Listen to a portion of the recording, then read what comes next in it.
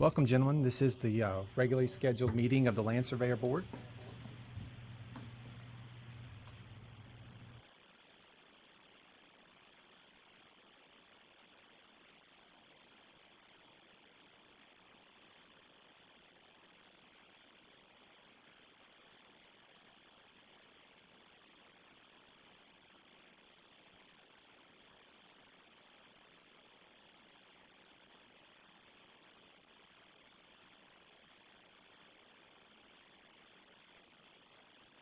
Absolutely. Thank you, Glenn.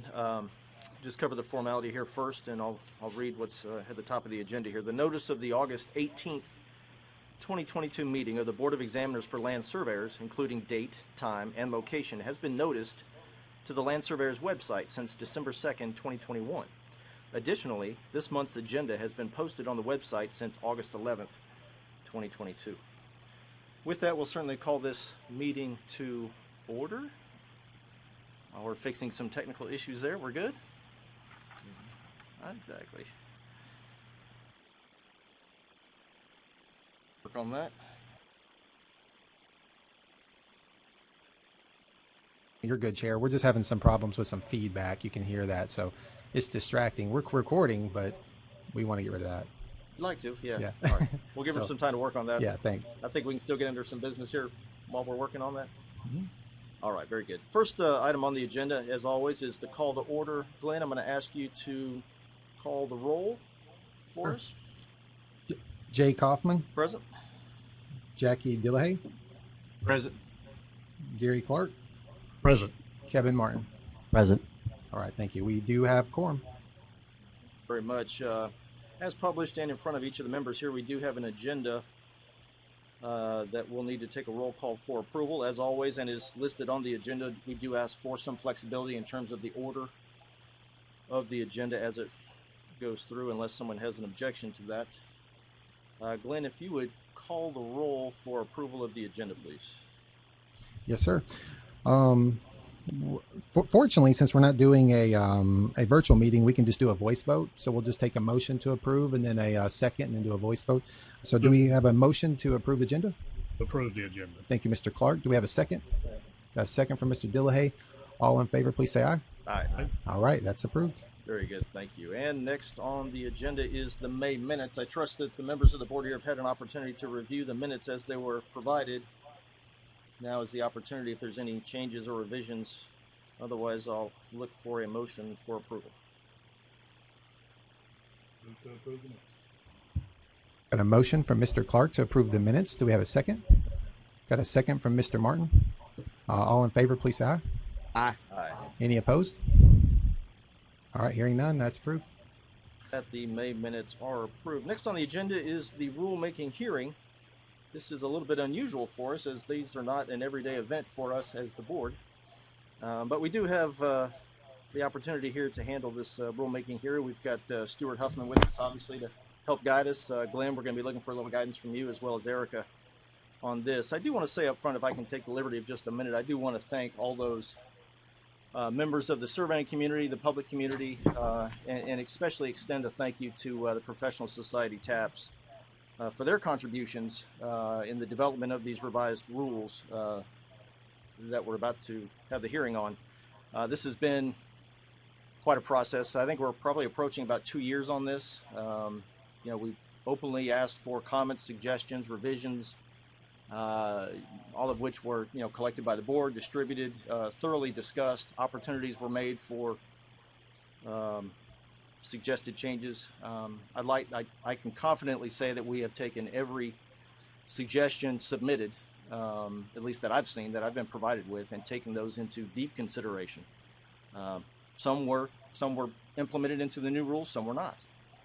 Some were negotiated to some extent, and I'm confident with what we have right now, and I'm looking forward to this hearing. This obviously gives a final opportunity for quote-unquote the public to speak onto these, but I feel very confident in what this board has produced will benefit not only the surveyors in the state in their efforts to produce quality surveys, but paramount to everything, the protection of the public and what they should expect from a professional surveyor. So I'm very proud of what's been produced. I would definitely want to thank those members that are on the board now and those from past.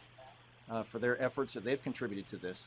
And especially, it goes without saying, but I need to make it sure that it's clear that the staff here, again, both present and from the past, has been wonderful in their contributions in helping us guide us through this, opportunity to update the rules and to get to this point here. So I just want to make that clear that, a lot of blood, sweat, and tears, so to speak, has gone into this. I'm very proud of what we have.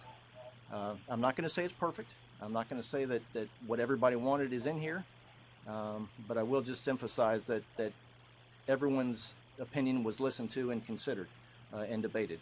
And I think what we have here is something we can work with.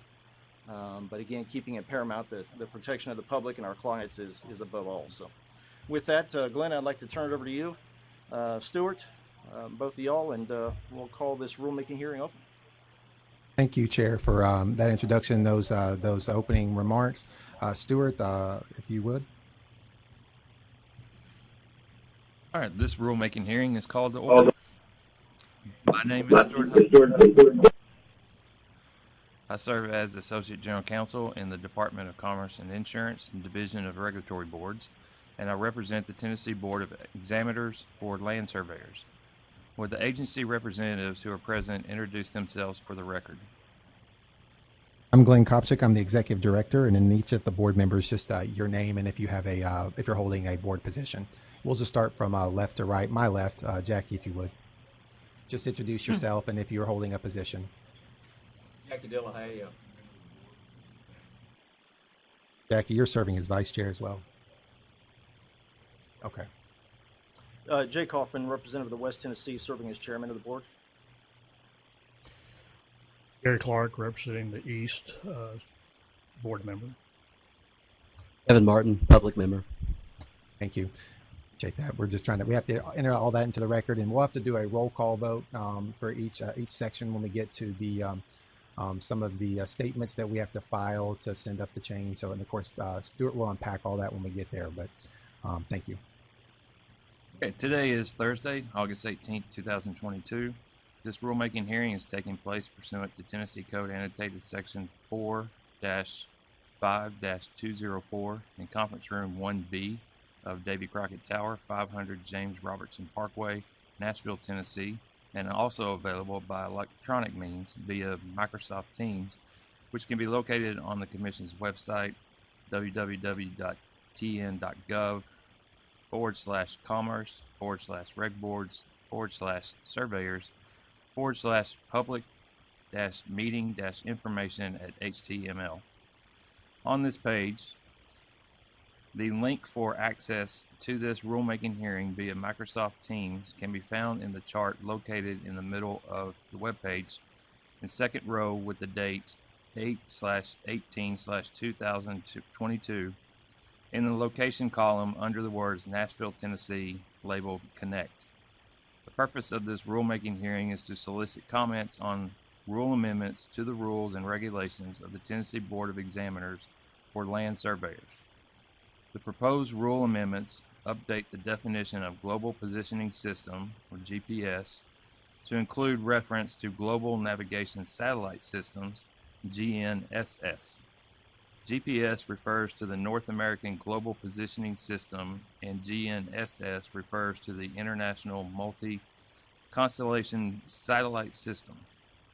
GNSS encompasses GPS as well as other constellation systems, providing for a more accurate and reliable capture of data that can be used by licensed land surveyors in their practice.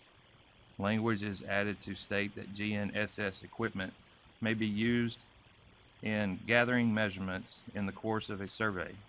Minimum standards for remote sensing surveys are updated to delete those requirements surrounding GPS, and GNSS standards are incorporated. Additionally, this amendment provides a general cleanup of terminology in order to reflect more up-to-date language currently used in the profession. Specifically, the definitions section is amended to state that the terms survey plat and survey map may be used interchangeably. Throughout the rule, the term survey plat replaces survey map due to survey plat being the industry standard. A rule is defined as an agency statement of general applicability that implements or prescribes law or policy or describes the procedures or practice requirements of the agency. Proposed rules are filed with the Office of the Secretary of State. Notice is given to the public for comment, and a rulemaking hearing is held.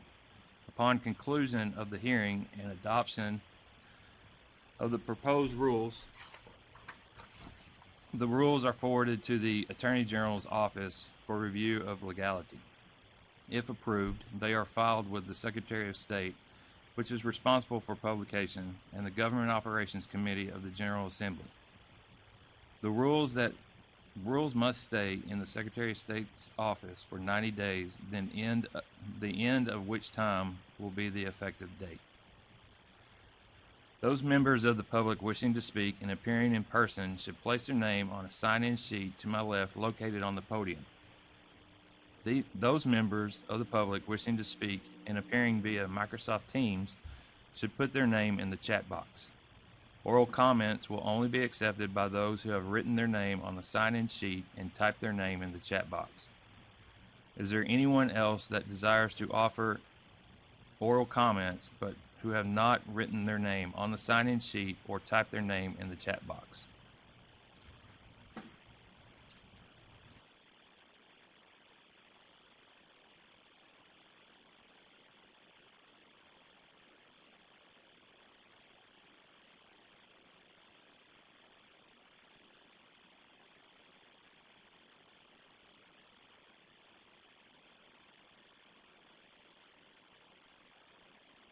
I would call your attention to the table located directly behind me.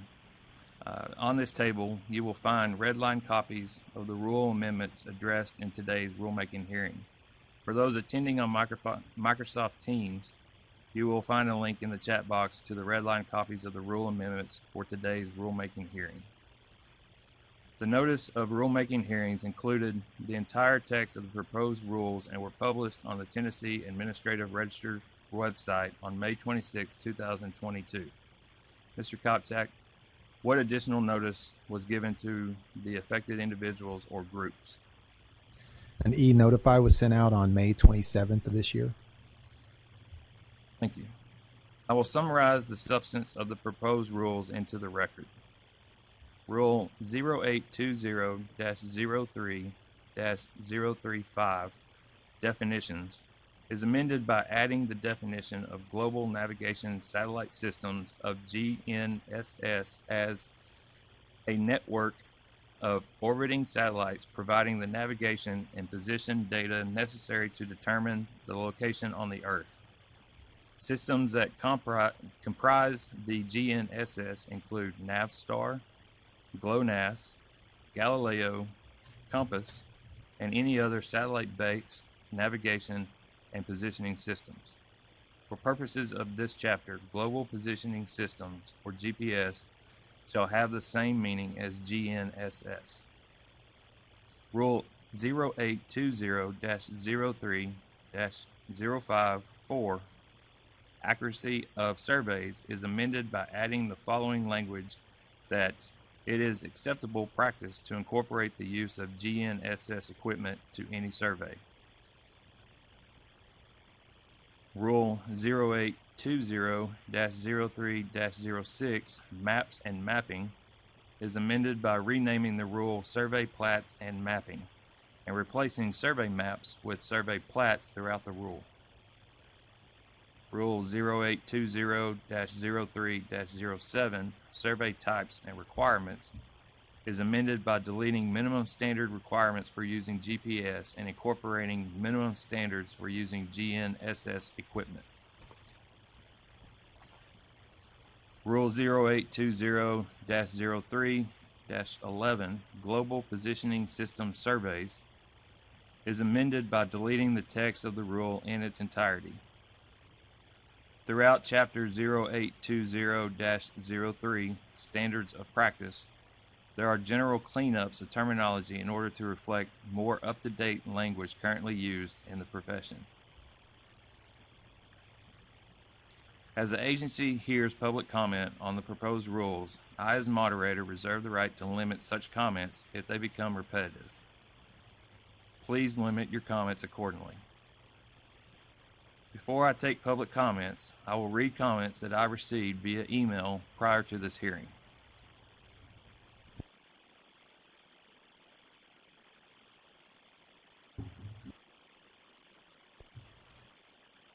Email from Benjamin Moorman. I have reviewed and planned revisions to the Chapter 0820-03 Standards of Practice.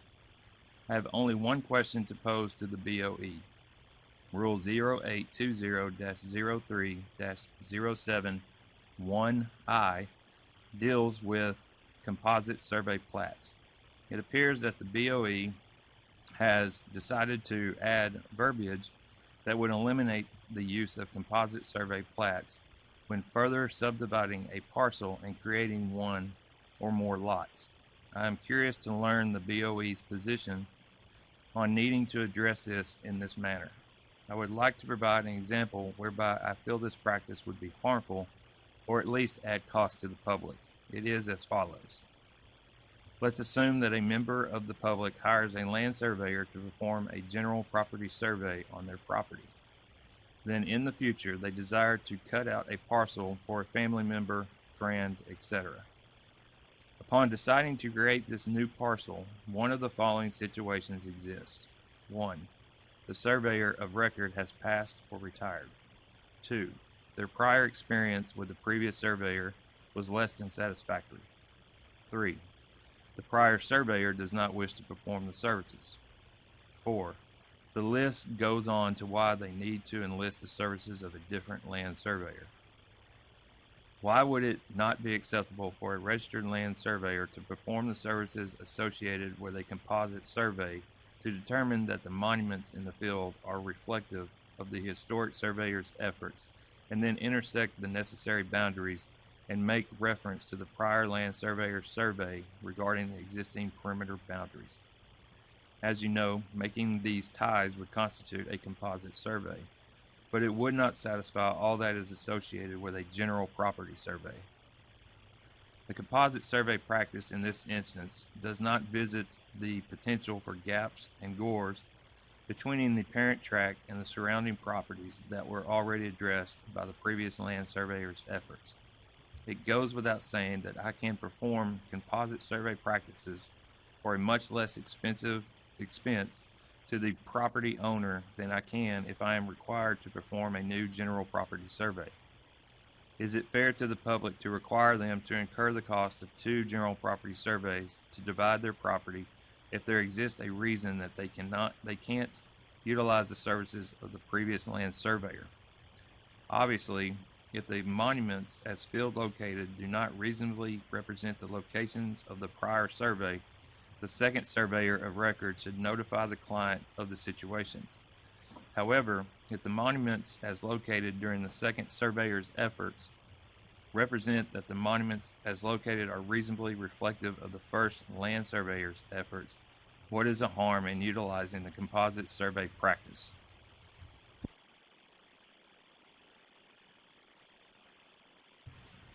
I have no problem with being required to advise the client that they are not benefiting from a new land survey regarding their perimeter boundaries.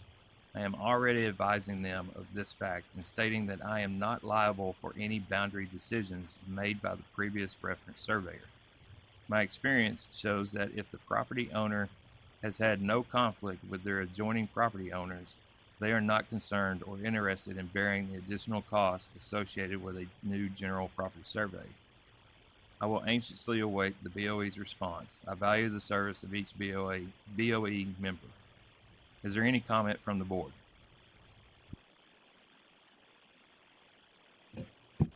No comment other than just want to reassure the Mr. Moorman that these comments were taken in advisement and considered. Thank you. Email from Sean Keaton. As a registered land surveyor in the state of Tennessee, it has come to my attention that the Tennessee Board of Examiners for Land Surveyors is considering making some changes/revisions to the rules that govern the practice of land surveying at its upcoming meeting on August 18, 2022. Having reviewed the proposed changes, I have the following comments as annotated. Rule number 0820-03-07. Paragraph JB7. There is a recommendation to change the part of the surveyor's certification statement from stating ratio of precision to linear error of closure. These are two expressions that are stating the same thing in regards to the accuracy of the survey. However, few outside the surveying profession fully understand what it means. I see no reason to change what has been used for years and recommend staying with the ratio of precision expression. Paragraph I, lower I, there is a recommendation that composite surveys may not be used for the creation of a new parcel. I fail to see when you have a valid existing survey, especially a recorded one, why it cannot be used in this fashion. This is obviously a judgment call by the surveyor to accept another surveyor's work, and some field verification should be made of the other surveyor's work, but I believe it to be a valid option that should be retained. Paragraph 5A3. For a remote sensing survey, the requirement to HST, the type of equipment used, etc., seems outdated. Regardless of the equipment used, you are still required to state the other information listed under paragraph 5A. Rule number 0820-03-09. Paragraph 3B. I suggest removing the requirement that all meets and bounds descriptions run in a clockwise direction around the property. Again, this seems to be an outdated requirement. There are situations where running the description counterclockwise would make more sense. Lastly, as an observation, I have found that many people think of the categories of survey 1, F1, and FF1 as only designating degrees of accuracy and not location, i.e. urban, suburban, rural. A category 4 survey does not have a location component to it. Also, most municipalities require a minimum level of accuracy for subdivision work within their jurisdictions and require such to be stated on the plat. Therefore, a future revision to consider would be to eliminate the category and precision component from the surveyor's certification statement, since it is already stated that the survey was done in compliance with the current Tennessee minimum standards of practice. Is there any comment from the board? Just real quick, I think perhaps some typographical errors in the transcribing of the email, possibly. In the email, in the third paragraph, where it starts off with paragraph sub I, sub lowercase I believe that's paragraph 1, sub lowercase I. Second one I saw was in the next paragraph, which starts off as paragraph 5 sub A, part 3. It comes across as the requirement to HST. I think that's the list. It's supposed to be the word list. And then lastly, in the last paragraph, I believe where it says, think of the categories of survey, parentheses, 1, comma, F1 and FF1. I believe that's 1, 2, and 3. Roman numbers. I think it's just typographical is all it is. Not speaking for Mr. Keaton, but I believe that's the intention there. That sounds correct. I mean, when we convert it over, there could be some changes. Thank you for that. Now, email from Stephen Vanderhorst. As it pertains to Rule 0820-03-05, 1 through 4, this should be modeled after NSPS's standards of practice under the accuracy of survey section. In my opinion, I do not feel that Category 4 remote sensing is the appropriate place to define accuracies for urban, suburban, and rural boundary surveys performed by GPS. I was hoping that the changes to Category 1 through 3 would reference positional accuracy other than just for small lots, being that so much of our work is now done with GPS. Only referencing closure error constraints the certification to work only done by conventional survey methods. I'm sure the goal is to have Category 4 be the go-to for boundary certifications which are performed by GPS, but to me, may be different for others, it is not clear with the current red lines or previous version. If I should choose Category 1 through 3 or Category 4 when using GPS to complete a boundary survey, or if it is a mix of GPS and conventional methods. As a member of the middle chapter of TAPS, I was involved in providing comments or suggested changes to the standards last year. Our suggestions including making allowances for relative positional accuracies. I was surprised when the red lines came out that we appeared to double down on closure error, which is not inclusive of GPS surveys. Is there any comment from the board? No comment other than to assure the Mr. Vanderhorst that these were taken into consideration. Thank you. It's an email from Tennessee Association of Professional Surveyors. This comment comes from McAdoo Surveying. 0820-03-064 may want to refer to lines not survey as deed line, not property lines. 0820-03-071B1. A corner of the property tied to TSC83 if GPS is used, but not both. 0820-03-071B3. The name of the persons who contracted for the survey. What about if there is a confidentiality agreement? Example, Amazon. 0820-03-071H3. Old or new, found or set. Pick one and stick with it. 0820-03-071H6. Never had understood this one. Points that do not divide land ownership. 0820-03-072B3. The name of the persons who contracted for the survey. 0820-03-072D and 0820-03-07I conflict with each other.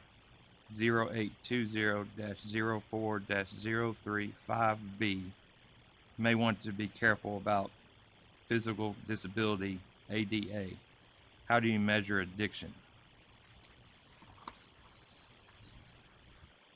0820-4-053.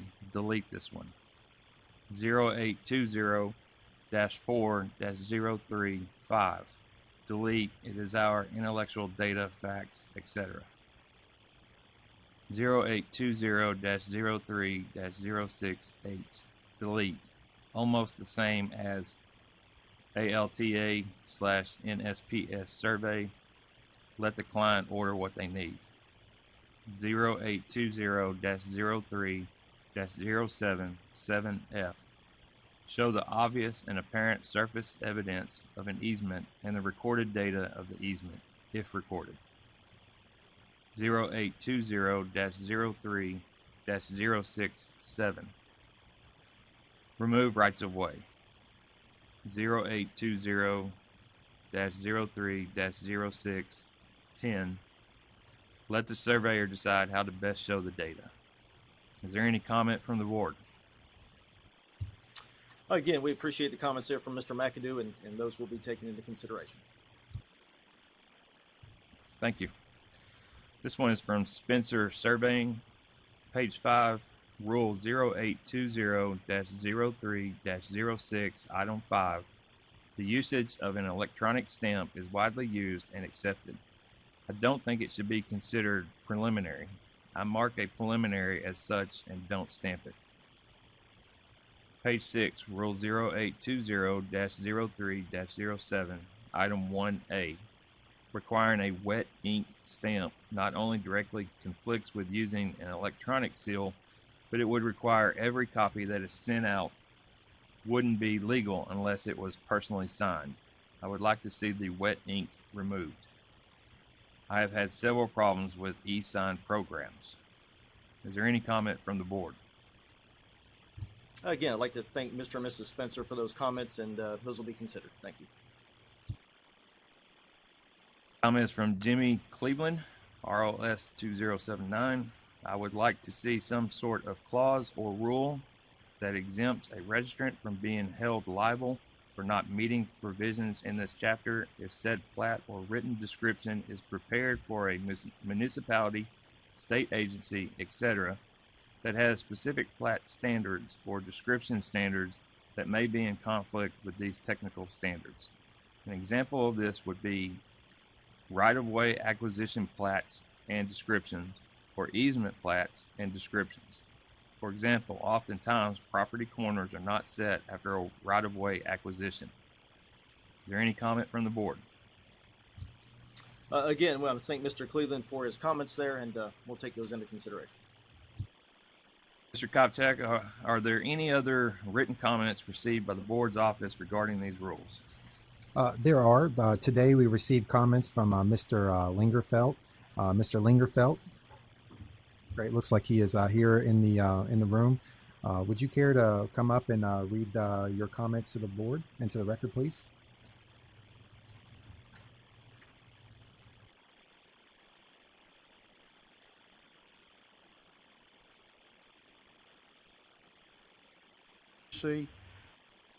And I'm Tennessee license number 930. I'd like to thank the board for their efforts in this matter. I have a few comments. Wrote them down. I'm not the best with the King's English, so everybody can read them. So I'll try to go through them very quickly. And I appreciate your willingness to listen. As I review the red line copy once it was received, I found that it was very evident that the word map was to be removed from the standards. However, it still appears in 0820-03-02, paragraph 1 and paragraph 2, and more specifically in 0820-03-.03, paragraph 3. That's a comment I thought you were cleaning up. I think maybe that might have been missed, or there might be a reason for that. I have a slight concern about the definition of suburban land survey, adding the word municipality. The definition of municipality, according to Merriam-Webster, is the primary urban unit having corporate status and usually powers of self-government. Tennessee has several counties with metropolitan governments. Example, Davidson, Moore, and Trousdale. When a county is principally a municipality, it would seem to eliminate other surveys, which are Category 3, previously known or referred to as rural/mountain surveys. I suggest not using the word municipality. I think it was clear. The revision to 0820-03.05 paragraph 4 suggests modifying the second sentence, deleting category 1, 2, or 3 by applicable state law. I would suggest replace by the rules under chapter 0820-03, which incorporates everything that's within that chapter, and remove the entire last sentence. The last sentence is contradictory to the opening sentences as it addresses control networks and not boundaries. This is apples and oranges here. It in itself could be considered another category, but I'm not asking that. I'm just simply making a statement that control networks versus the use of GPS relative to boundaries is two completely different things, and they may be associated, but not necessarily. 0820-03-.06 paragraph 3 states the land surveyor has the professional discretion not to sign, stamp, or seal any preliminary survey documents, drafts, drawings, or composite drawings.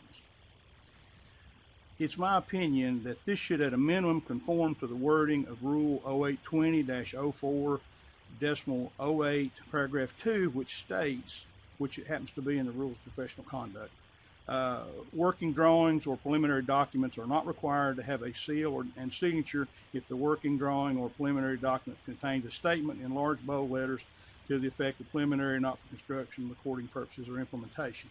Again, this is all about consistency between the rules, and I realize that rules of conduct are not rules of minimum standards, but it's my professional opinion that they should marry up together so that it doesn't place the board in an awkward situation if there is a challenge relative to something of that nature.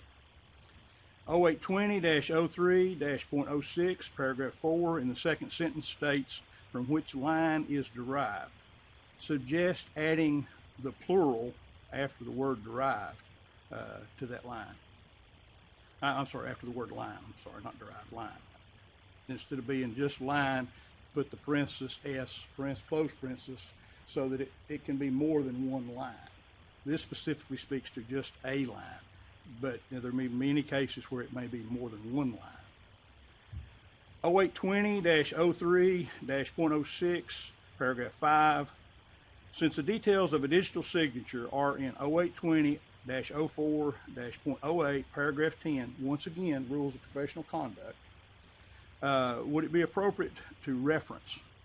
To stay consistent with the rule on digital signatures, I would recommend that secure electronic digital signature be changed to electronic digital signature, because the rules of professional conduct clearly define how that's to be handled and managed by the professional. Continuing, 0820-03-.06, paragraph 11, directly conflicts with 0820-03.07, paragraph 7. The first, paragraph 11, states the seal and signature indicate that documents meet the minimum standards of practice. The latter, number 7, then requests a certification that the survey was done under the current minimum standards. I wholeheartedly agree with the statement in paragraph 11 and feel it remains. Then the latter, number 7, should be removed except for leaving the category survey. I see that as being redundant. You're saying it's okay to stamp a drawing, and that by stamping and signing you are meeting the minimum technical standards. However, then you're going back and asking to regurgitate the fact of what you just did by your seal and your signature in words. That's my direction there. 0820-03-.07 186 should be expanded to further stipulate that survey points along existing or newly created public right-of-ways shall be appropriately marked. This rule has long been abused by surveyors, stipulating that they're using their discretion in not setting these survey points. I will reference a new chapter 1128 that the board may have opportunity later in the meeting to see. That particular chapter is going to work hand in hand with exactly what I've stated right here, and there's going to be issue if that's not addressed. 0820-03-.071I, the last sentence says a composite survey plat may not be used for the creation of a new parcel within a parent tract. I would suggest and have attached adding per TCA 13-4-301BI. This provides clarity and also allows flexibility for larger tracts with the composite plat. I have heard comments that Stuart read earlier relative to the same subject matter, and I would tend to agree with those comments that face up, as written, the composite plat sentence in the new standards primarily eliminates, I'm going to say, over 90% of composite plats that may be created now, but would not be created later. I really feel like that the spirit here should follow that TCA. And I think that clarifies to the registrant of what they can and can't do relative to composite plat. Much better than just simply making the sentence. Mr. Lingerfeldt, if I could. Yes, sir. With all due respect, for those that are listening or watching that may not be familiar with the TCA that you referenced, could you briefly kind of summarize what the TCA 13-4-301B1 is? Well, the moral of the, thank you, Mr. Chairman. The moral of the story is 13-4-301 basically defines what a subdivision is. And that within itself is division of a tract or parcel of land into two or more lots, parcel sites, etc. And it deals with a acreage of 5 acres. Anything 5 acres or less, it deals with that. And in my conversations with area planners in Northeast Tennessee, that has been one of the issues relative to the composite plat, is for smaller areas that fall within this structure here of the TCA 134301 is where they have a lot of issue with that. It's not the larger tract issue, it's a smaller tract issue. And by adding this TCA to that language, I think that clarifies it, not only to the registrant, but also to the municipal planning authorities as well, that we're basically working hand in hand instead of adversarial in my mind. Thank you. Yes, sir. Okay, 0820-03-.072I, in the second sentence after the word benchmark, I feel like that the word location should be added. The spirit of that, it doesn't deem that, it just says benchmark. And I think it should have location to be shown on that drawing. 0820-03-.072J, 2 points here. The word stamp should be removed due to previous changes relative to seal and signature. The surveyor responsible for the ground control portion may provide his work and no other work product in the case that the documents that are provided would be signed and sealed. In other words, to say that wording's a little confusing. That's some of my poor East Tennessee English. If an individual does control work by GPS relative to a topographic survey, and that's all that they do, they are able to stamp that control work and show reference points for whatever they did with three-dimensional coordinates and so forth on that.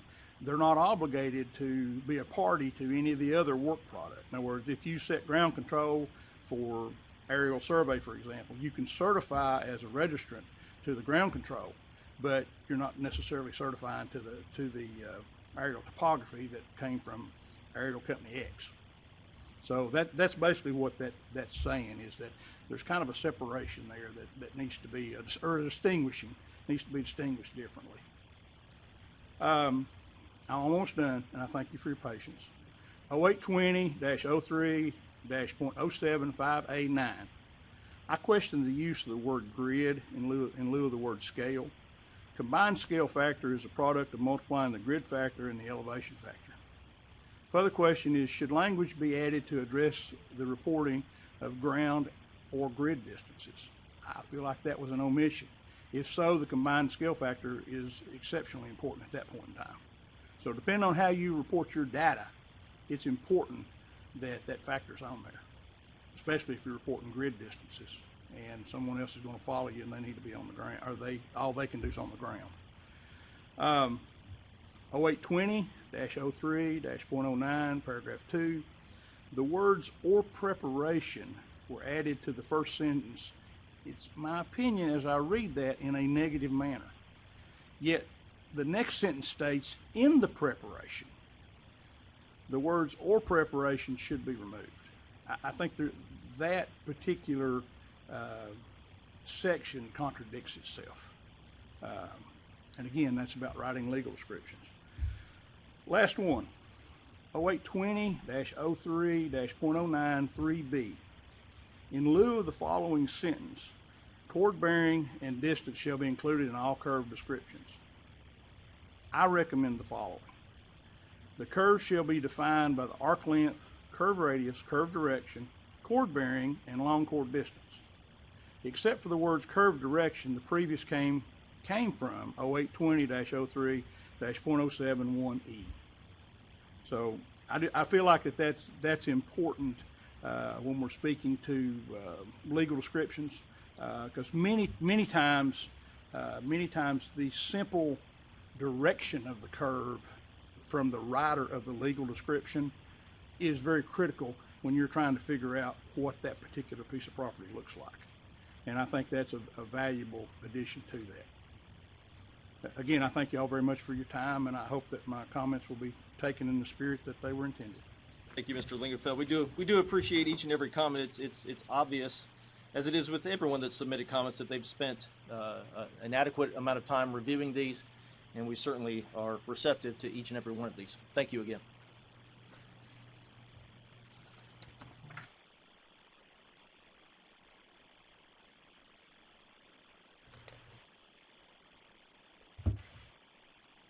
Is there any other public comment?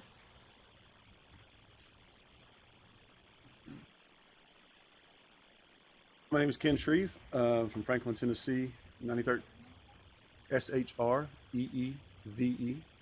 Kenneth is my first name. Licensed surveyor 2298, and I appreciate the opportunity to come and speak to you today. And, welcome. Glad to have you here. Yeah. We just want to say it sounds like obviously you guys have gotten a lot of great detailed responses. I've participated in many conversations, like I'm sure a lot of our surveyors around the state have over the last couple months. I think a lot of the detailed responses have been more than adequate to cover more specifics. I just wanted to comment more generally. All of the conversations I've had have involved some amount of discussion around the positional tolerances or accuracy statements, as opposed to only a linear error of closure. I apologize for not coming with a very specific recommendation for numbers.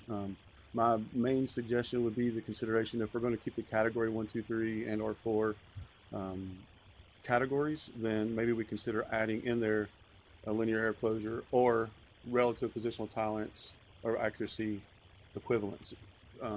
That way, those of us who are using least squares adjustments on a regular basis will feel a lot more comfortable about how we're coming up with how those two marry to each other, especially when we're doing a lot of ALTA surveys, where the ALTA survey requirements do not even include a linear error closure. Sorry, I apologize.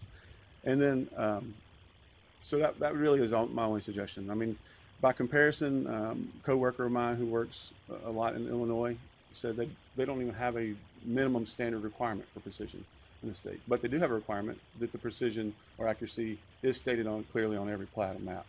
So, we could even consider anything up to and including removing a minimum requirement, but stating that it is required that we state what our actual precision and accuracies are, so that then you know what you're following when you're coming behind. And of course, when it comes to municipalities and metropolitan governments that have requirements at the platting stage, they're all going to have their own requirement anyway. So if for things like that, and without the standards, it could be up to the professional to potentially decide what level of accuracy or precision is appropriate for each individual instance, rather than being strung, being tied to a specific minimum requirement. That's all I have today. Great points, Ken. And again, thank you for, number one, taking your time off your work efforts to show up with us, and certainly the excellent comments there. Thank you. Are there any other public comments for people that are present today in person? All right, seeing none. Are there any public comments for persons that are via Microsoft Teams? Yes, this is Benjamin Moorman, RLS 1501. I'd like to follow up on my previous email that was entered into record, if I could. Some additional points of consideration. The minutes of the board will show that I approached the BOE several years back for help regarding planning departments imposing restrictions against the composite plat process, even without their subdivision regulations addressing said process. At that time, the BOE advised me they had no problem with an entity having more stringent guidelines, but would only have an issue if an entity was bypassing our rules and minimum standards of practice. While it was not the outcome I desired, I completely understood and had no issue with the board's position. I would like to make the board aware that my area planning staff followed that by considering a revision to their minimum subdivision regulations to exclude the composite plat process. Prior to them acting, I secured a meeting with the Director of Planning, the 2 governing engineering departments of the region, and multiple registered land surveyors and professional engineers. Upon my educating them on the difference between a composite survey or composite plat and a general property survey, the planning staff decided not to pursue the revision to their minimum subdivision regulations. Their past concerns were limited to a fear that a composite survey is simply a paper survey, when that is simply not the case. My review of the planned revisions to the rules and minimum standards of practice represent that most changes are simply house cleaning changes other than the GNSS changes. I'm curious why this specific item has come to the forefront. Is the BOE board at liberty to share why this has become such a hot item? Past discussions with the board members have represented that our rules and minimum standards of practice are considerably more detailed and restrictive than that of all other professions. Other BOEs leave it up to the professional to work within areas that they are proficient. I am curious as to why we are now making, in regards to this particular item, them even more restrictive. If a professional is not comfortable with the composite survey plat process and desire not to engage in that practice, that's admirable. They shouldn't be. But why eliminate the practice completely when it can be of great benefit to the public by those of us that are comfortable with the practice? Mr. Moorman. During the board's pardon? Mr. Moorman, this is Glenn Kopchik, Executive Director. The intent of today's purpose is to enter the comments into the record. As far as substantive changes, those opportunities happened when they were in the rulemaking process. At this point, what the board has done is they've already wrote a draft based on all the public comments they've received up to this point in prior meetings. And so these comments today are footnotes, and or if there's a dissent, much of what you're describing here today as well, that gets entered into the record. And then at the board, after they consider these comments later, if they decide that they wanted some substantive changes, then we start all over. If not, then these move on. But so there's, as far as this really isn't more of a debate rather or justifications, because those have already happened up at this point. So this is just for your comments entered in the record. We do have your statement as read into the record. Did you have anything additional to add to that? Well, I kind of thought that's what I was doing. Not all of these are reflective of my previous email. Yeah, it looks like you were asking for a board position and justification for your questions. Was there something other than that as far as comments, or because there wasn't really for at this point an exchange unless the board had, because they have to prepare. They get these comments, we prepare in advance for the meetings, and of course they'll look over all these comments. But if you had something additional that you would like them to consider, you can send that to me as well. In addition to what you've provided, did you have something in that vein? I was just adding some additional points of consideration to the item that I'm interested in, but I did ask a question. You're absolutely correct, and I understand your response that the board would not be at this time making answering my question, responding to my question. But yes, I do have other items that I would like to address. Okay, sure. Please carry on then. What were those items specifically, sir? Pardon me? What were those items specifically? Well, just that in discussions with other surveyors and even with board members, I've heard, I'll continue on, I've heard concerns of liability associated with the composite survey and platting process. Every project we take on has liabilities associated therewith. Should it not be left to the professionals to discern what liabilities are acceptable? And then at the end of the day, we are all charged with placing the welfare of the public at the forefront. I can assure you that in my 36 years of practicing as a professional that I've always held that true to this charge. I can also assure you that in my 36 years of utilizing the composite survey and platting process, there has never arisen an issue with my use thereof by the property owners impacted, be that of the subject property or adjoining properties. And I can also assure you that I never utilize the process without my client's full knowledge and acceptance of the process. And I would hope that all professionals would do the same. In closing, I would ask, well, before that, I'd say, there's been reference to TCA 3-401 and TCA 4-301, which defines what a subdivision is. yes, part of that is that it involves tracts that are to be a subdivision less than 5 acres. I personally feel it would be remiss to eliminate the composite platting process from things that do qualify as a subdivision on the board level. I would leave that to the local planners if they want to go down that road, because there are many opportunities from which I have used the composite plat process in where it does meet TCA 3401 and TCA 4301, the description of a subdivision. In closing, I would ask that the board not limit composite survey plat process any further than that the current rules and minimum standards of practice. Should the board feel differently, it would be my hope that rather than limit the process, that the revision be more in the area of better describing the process. I want to thank you for the opportunity to express my concerns. I wish to extend my gratitude for the service that each of you and the board members provide this profession that we all hold dear. Thank you. Thank you, sir. We appreciate you. Any comment from the board? I just want to reiterate, I think most of us, if not all of us in the surveying profession, are familiar with Benny and his passion, true passion for the betterment of the profession, quite honestly. And he, like ourselves, we always hold paramount the protection of the public. And he does make some very valid points. We've had off-the-record discussions at whenever, we come together at professional meetings, things like that about this, and it certainly is a topic of discussion.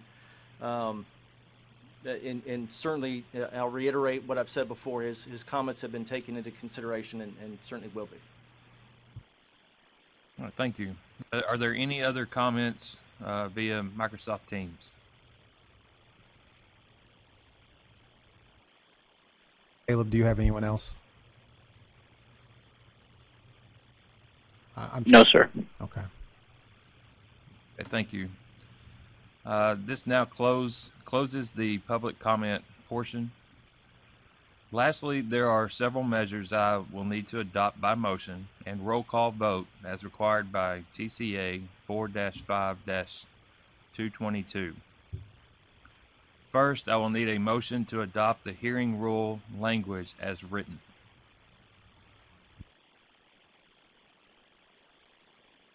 At this point, these rules have already been approved by the board, and so we have to hit each section. We're going to go into the regulatory flexibility addendum and then the impact statement and all the rest. But as written thus far, and if there's some, again, after reviewing all these comments, and I'll defer to Stuart on timeline. We in the next few days, if you decide that there's some non-substantive changes, wording, I've heard some of that today, then please send those to myself and Stuart. And then if those non-substantive changes are deemed to be just that, then we'll move forward and then we'll put this one to rest. But if they seem to be substantive, then we'll have to reopen that and start all over with another rulemaking hearing down the pike. So yes, sir. Yeah, Glenn, I appreciate that opportunity. I can assure you that I will, based on some of these comments here that we've heard today. There are some, what I consider, and hopefully staff will also consider, non-substantive changes, and I will be submitting some for review. That sounds fine, and then we'll reach out to each of you. But as the rules are at this point, do we have a motion to accept them in their current state? Again, we've already approved these once, so we're just looking. All right, thank you, sir. Got a motion from Mr. Dillahay. Do we have a second? We got a roll call vote. Jackie Dillahay. Jay Kaufman. Yes. Gary Clark. Yes. Kevin Martin. Yes. All right, next, I will read the regulatory flexibility addendum. Pursuant to TCA 4-5-401 through 4-5-404, prior to initiating the rulemaking process, all agencies shall conduct a review of whether a proposed rule affects small business. The first question is the extent to which the rule may overlap, duplicate, or conflict with other federal, state, and local governmental rules. The proposed rules do not overlap duplicate, or conflict with other federal, state, and local governmental rules. Number 2, clarity, conciseness, and lack of ambiguity in the rule. The proposed rules are clear, concise, and unambiguous. Efforts to promote clarity were undertaken during the drafting of these rules. Number 3, the establishment of flexible compliance and reporting requirements for small businesses. Small businesses will not be drastically affected by these rules. Therefore, allowing separate compliance and reporting requirements would generally not be necessary nor feasible. Number 4, the establishment of friendly schedules or deadlines for compliance and reporting requirements for small businesses. These rules do not affect the schedules or deadlines for compliance and reporting requirements for small businesses. Number 5, the consolidation or simplification of compliance or reporting requirements for small businesses. As drafted, these rules accommodate small businesses in Tennessee in the most efficient manner. Number 6, the establishment of performance standards for small businesses as opposed to design or operational standards required in the proposed rule, and these rules do not create any new performance standards for small businesses in comparison to design or operational standards. Number 7, the unnecessary creation of entry barriers or other effects that stifle entrepreneurial activity, curb innovation, or increase costs. There are no unnecessary entry barriers or other effects that would stifle entrepreneurial activity created by these rules. I will now need a motion to adopt the regulatory flexibility addendum. All right, these are those statements that we have to send up the chain. These don't affect the rules, but are the impact statements for the various levels of approval. So, as Stuart has stated, do we have a motion to approve the regulatory flexibility addendum? We got a motion from Mr. Clark. Do we have a second? We got a second from Mr. Dillahay. Then, for roll call vote, Jackie Dillahay. Yes. Jay Kaufman. Yes. Gary Clark. Yes. Kevin Martin. Yes. All right, thank you, board.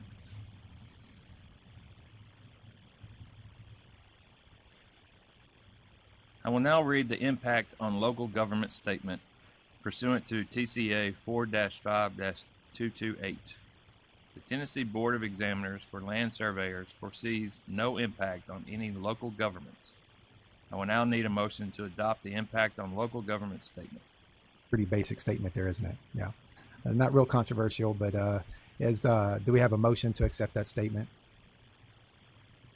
We got a motion from Mr. Clark. Do we have a second? Yes. Got a second from Mr. Dillahay. Roll call vote, Jackie Dillahay. Yes. Jay Kaufman. Yes. Gary Clark. Kevin Martin. Yes. All right, thank you.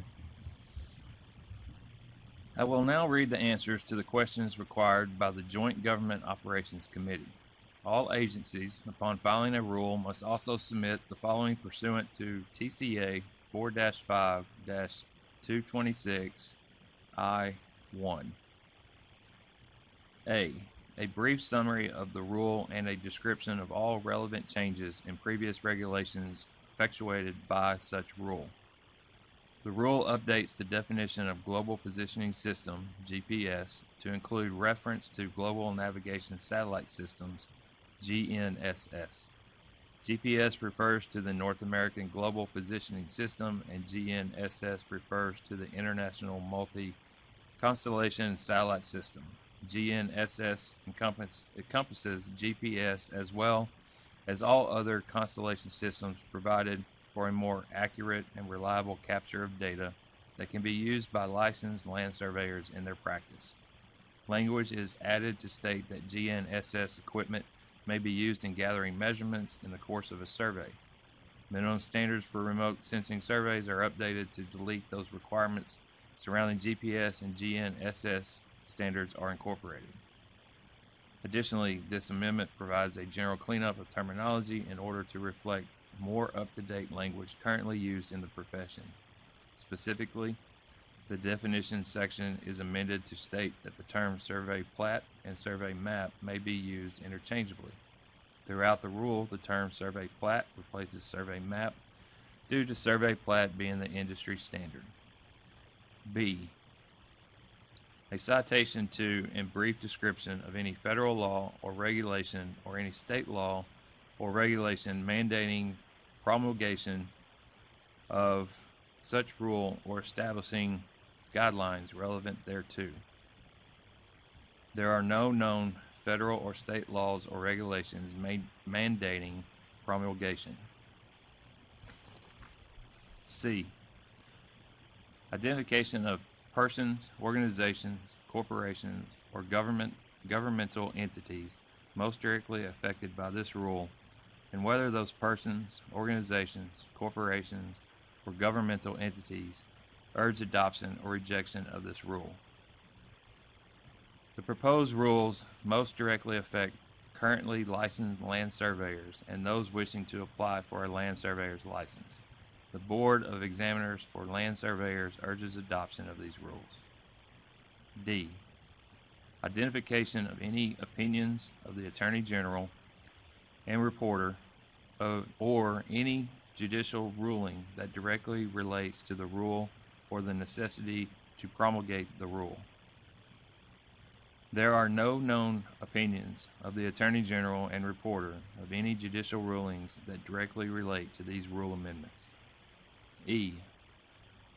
An estimate of the probable increase or decrease in state and local government revenues and expenditures, if any, resulting from the promulgation of this rule and assumptions and reasoning upon which the estimate is based. An agency shall not state that the fiscal impact is minimal if the fiscal impact is more than 2% of the agency's annual budget or $500,000, whichever is less. There is no foreseeable probable increase or decrease in state and local government revenues and expenditures resulting from the promulgation of this rule. F and G and H just want the identification and the appropriate agency representative that will be processing or possessing the knowledge and understanding of the rule, and also just the contact of these agency representatives, and that is myself, Stuart Huffman, Associate General Counsel for the Board of Examiners for Land Surveyors, and Glenn Kopchak, Executive Director for the Board of Examiners for Land Surveyors. I.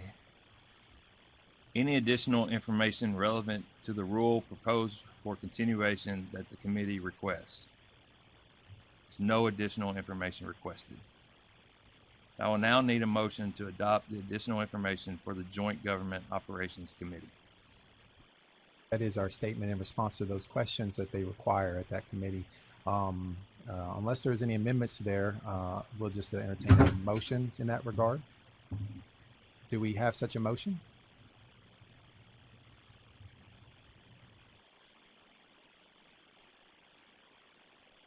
Got a motion from Mr. Clark. Do we have a second?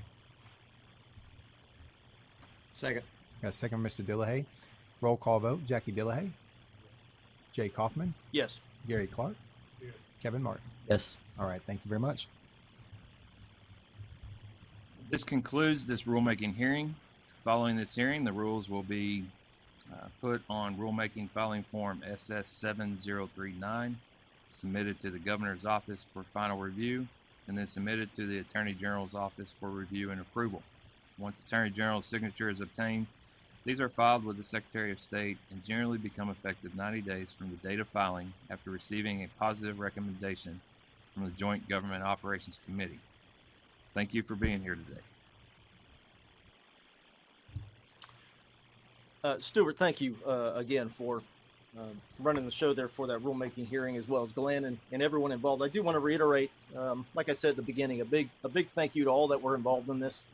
It is a lengthy process. It's the first time I've been through this. It's an educational process. It's a learning process.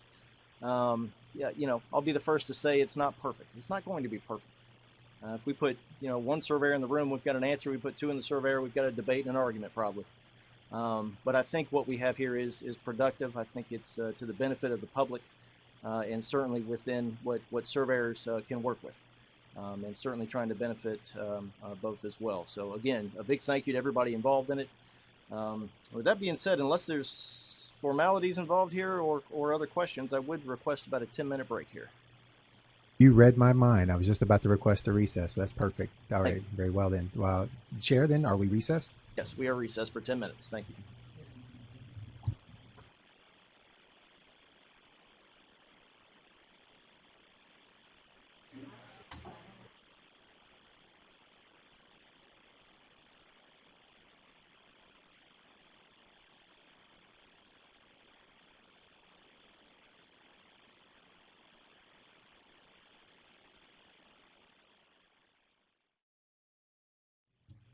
Okay, I certainly want to welcome back and thank you again for that break there. I think it was well needed and well afforded. Okay, getting back to business here. Next item on the agenda after the rulemaking hearing is the professional society report.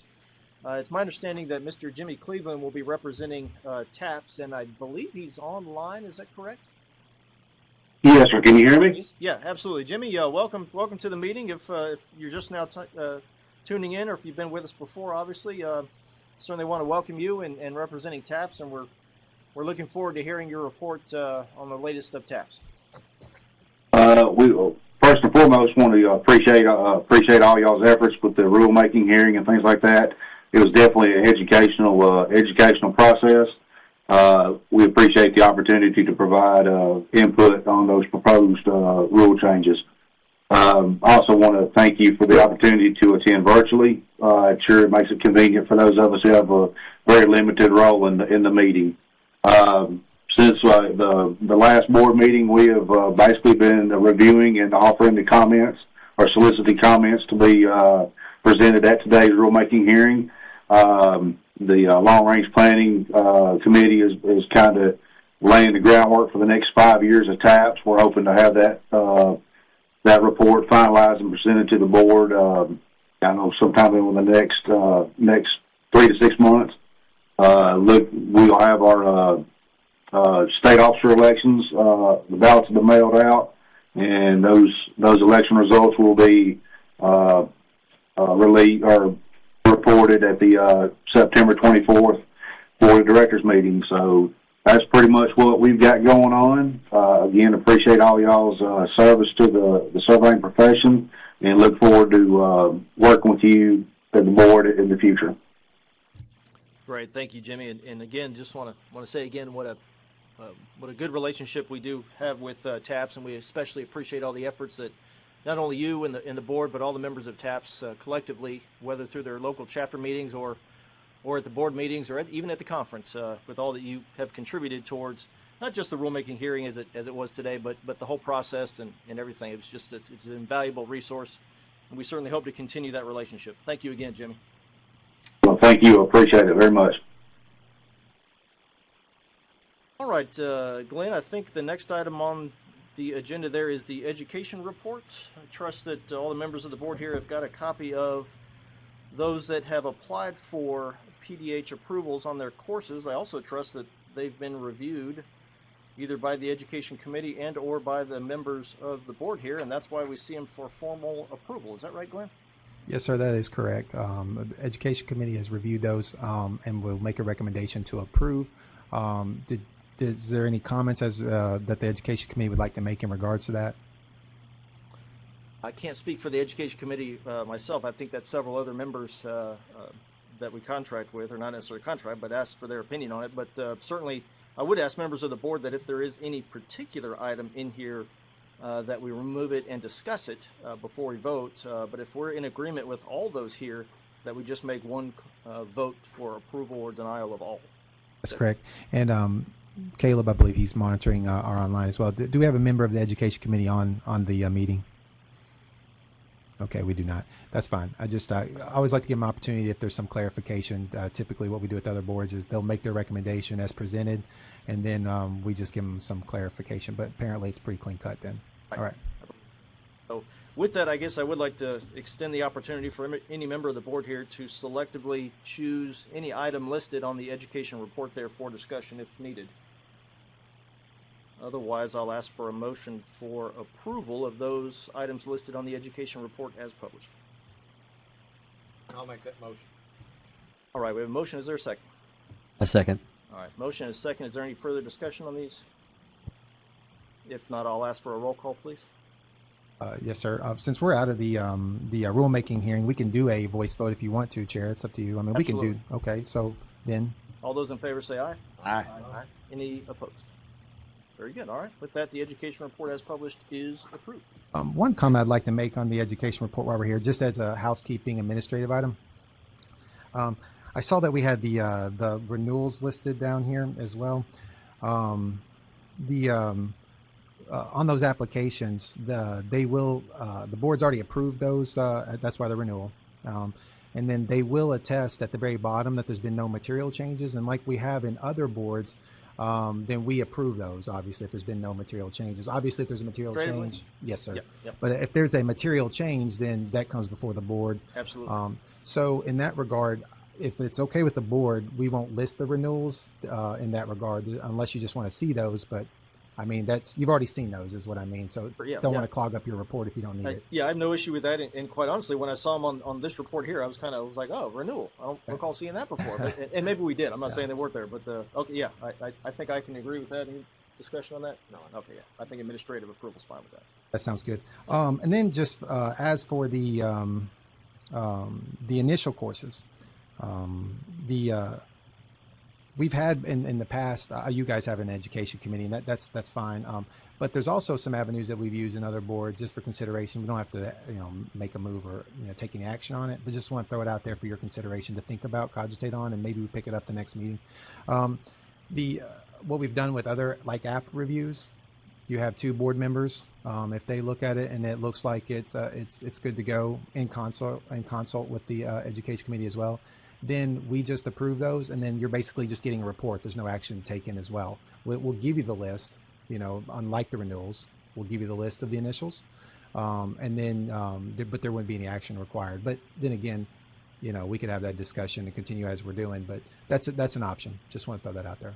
I think currently the way it's constructed is, if they get a timely response from the education committee members, then it goes through the process as it always has. And then oftentimes, for whatever reason, there isn't a timely response, they'll come to us individually, board members, for review. And what I've typically seen is the application cover sheet with all the details, and sometimes there's a longer explanation and narrative about the credentials and the content and the PDH hours requested, et cetera, which I'm fine with.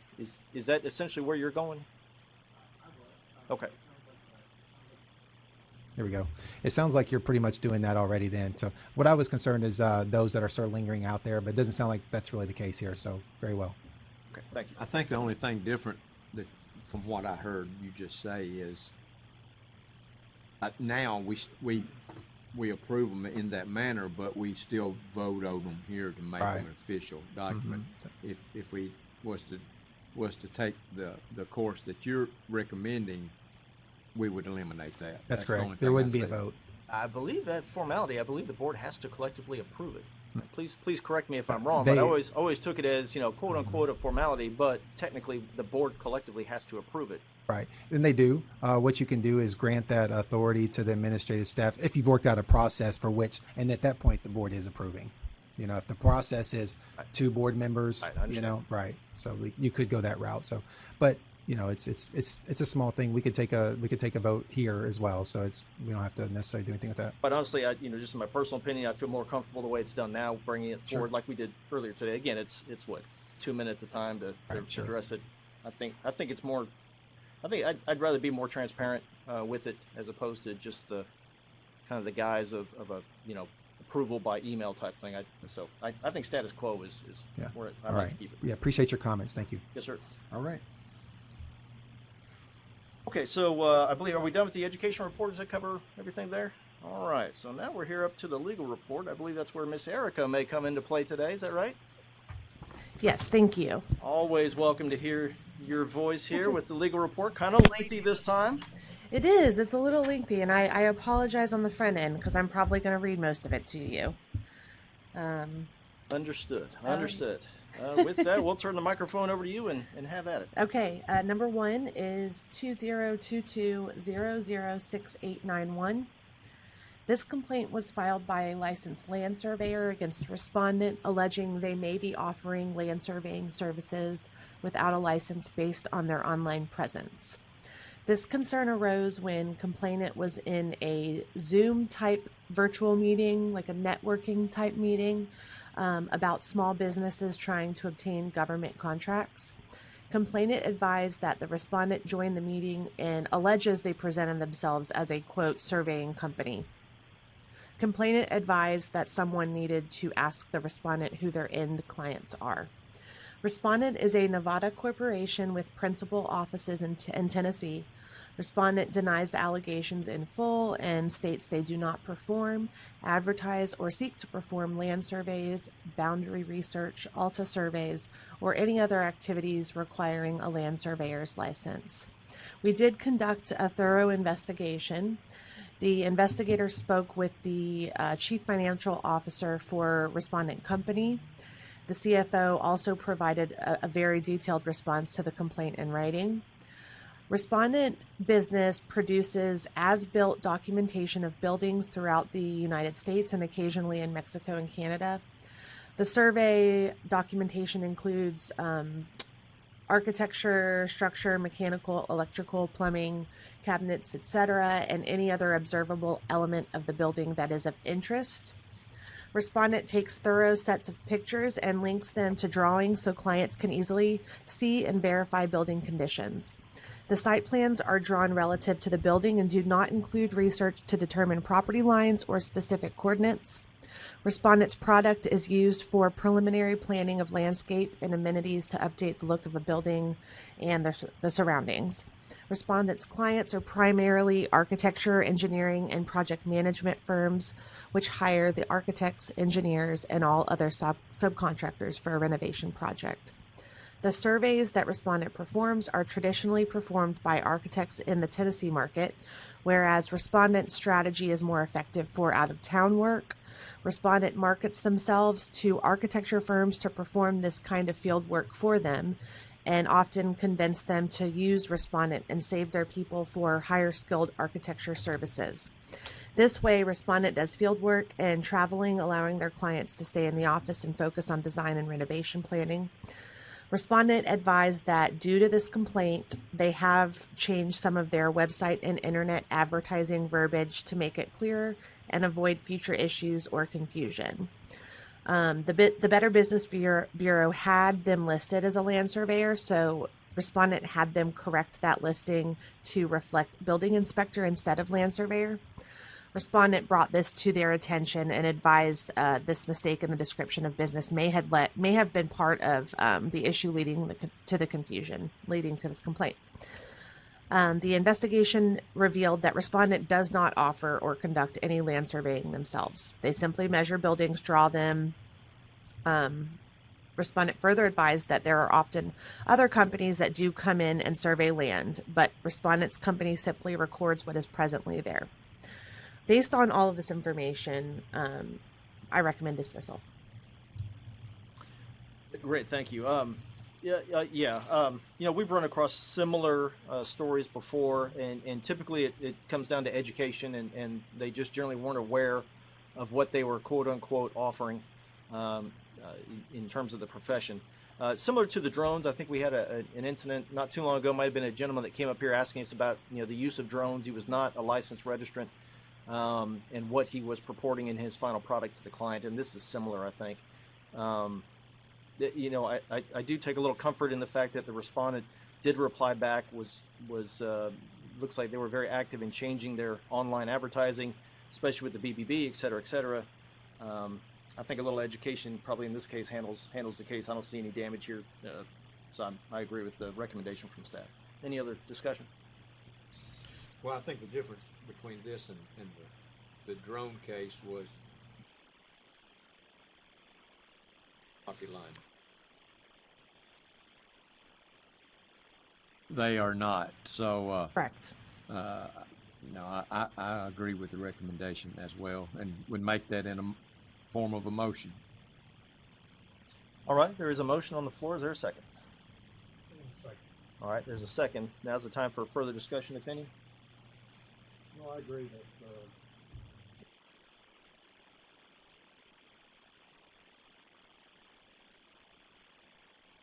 Yeah, I just need Mike there. oh, I'm sorry, I had the button down. Sorry. I agree with Jackie. The fellow with the drone was actually trying to show property lines, and to me, this is simply a mistake of terminology that someone made, and it looks like that he made adequate things to clear things up and go forward. I don't think that they're practicing surveying. I would agree with the recommendation.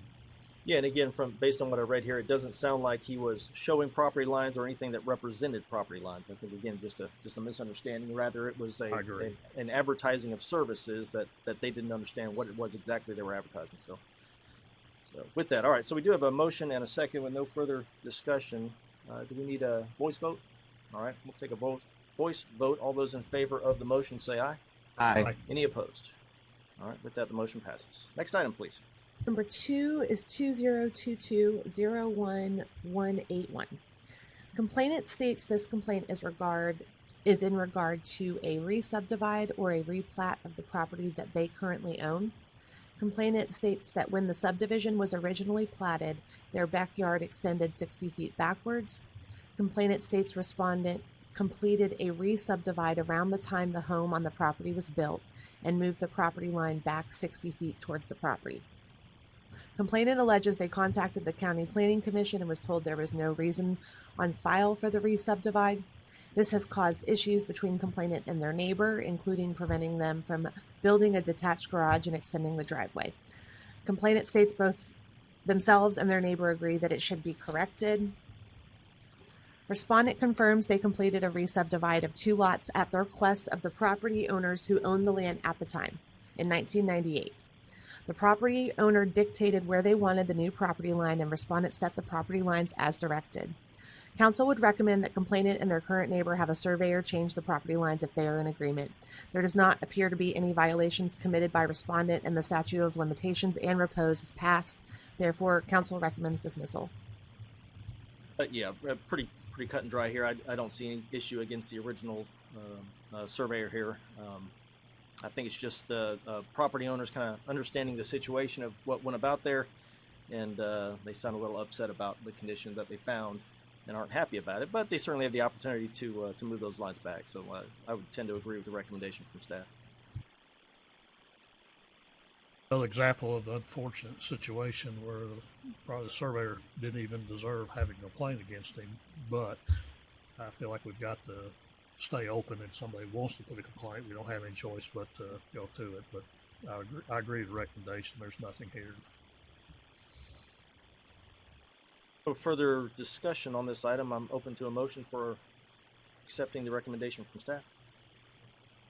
Dismiss. All right, motion on the floor. Is there a second?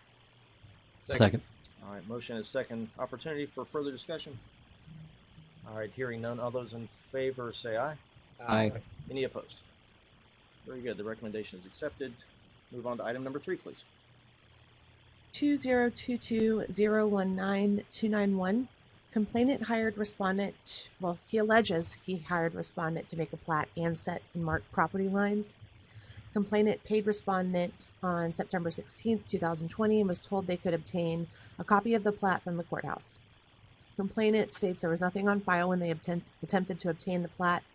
Complainant alleges respondent then told them it could not be located in their files and they would send an employee out to check the points again. Complainant states they told respondent to place 4 points that they originally neglected to place. Complainant then went to pick up the plat and states respondent told them they had not yet paid the full balance and owed $300. Now, respondent's side of the story is different. Respondent states they were hired to conduct a survey and find property corners and mark property lines. Respondent states they asked complainant if they wanted a new plat of the property and was told no. Respondent explained the service would be charged by the hour, and complainant agreed that the plat was part of a recorded plat in the local Register of Deeds office.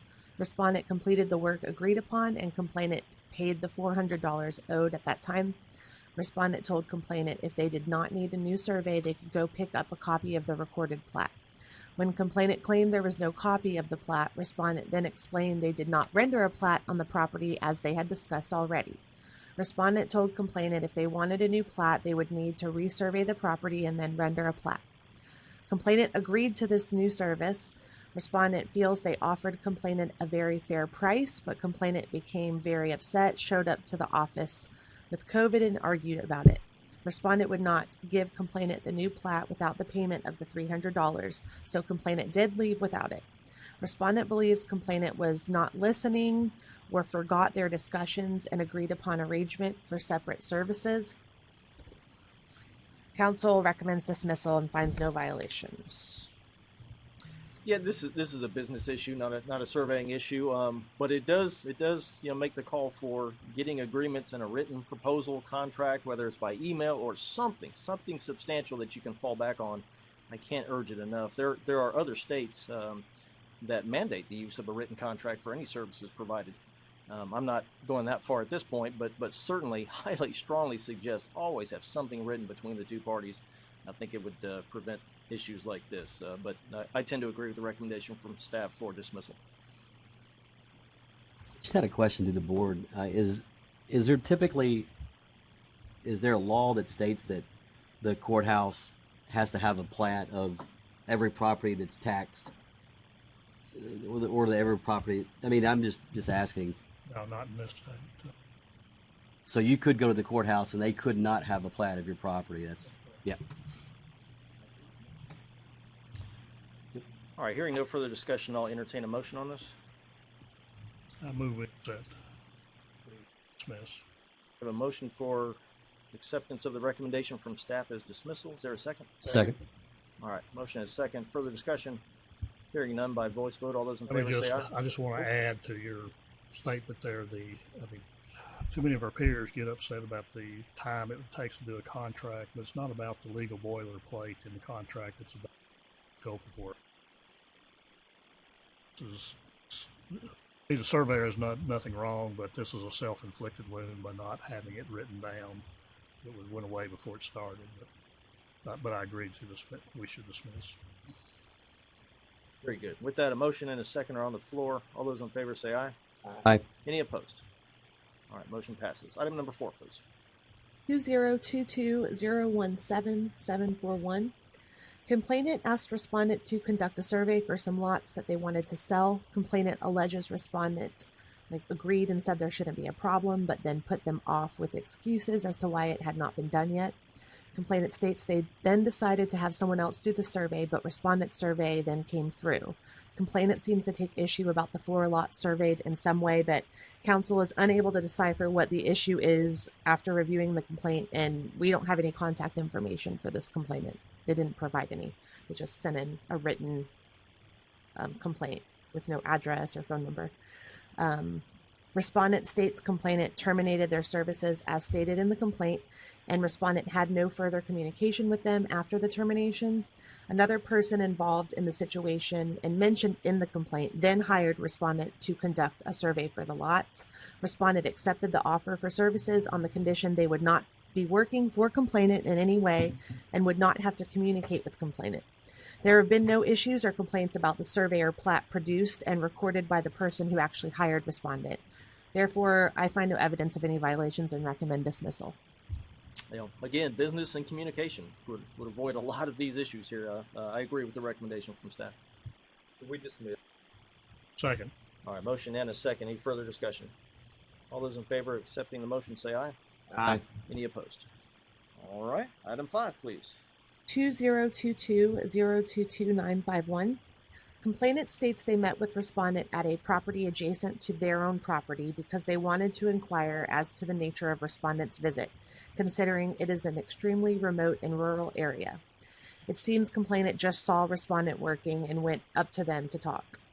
Complainant became concerned that the job being done by respondent would not be accurate because of some information respondent stated about property lines and city and state jurisdiction during their conversation.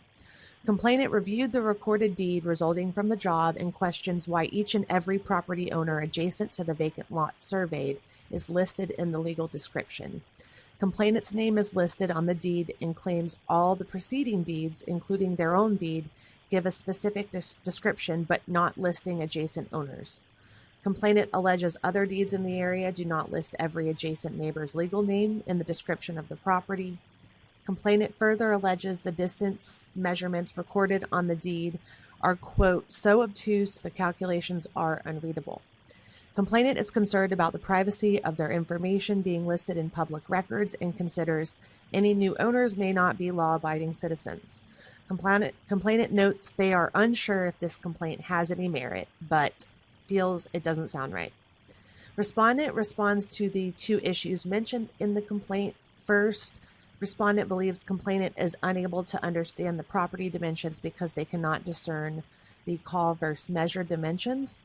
Respondent notes they use standard notations that has been used for decades by themselves and other regional surveyors. Second, respondent confirms complainant's name is shown as an adjoining owner on the survey at issue. They note that Rule 0820-03-07 states the names of adjoining landowners and deed references, if available at the property assessor's office, and or lots and or block numbers and highways, streets, and named waterways shall be shown. Respondent believes this is required for a land surveyor to show on a deed if possible. Council finds no evidence of any violations and recommends dismissal.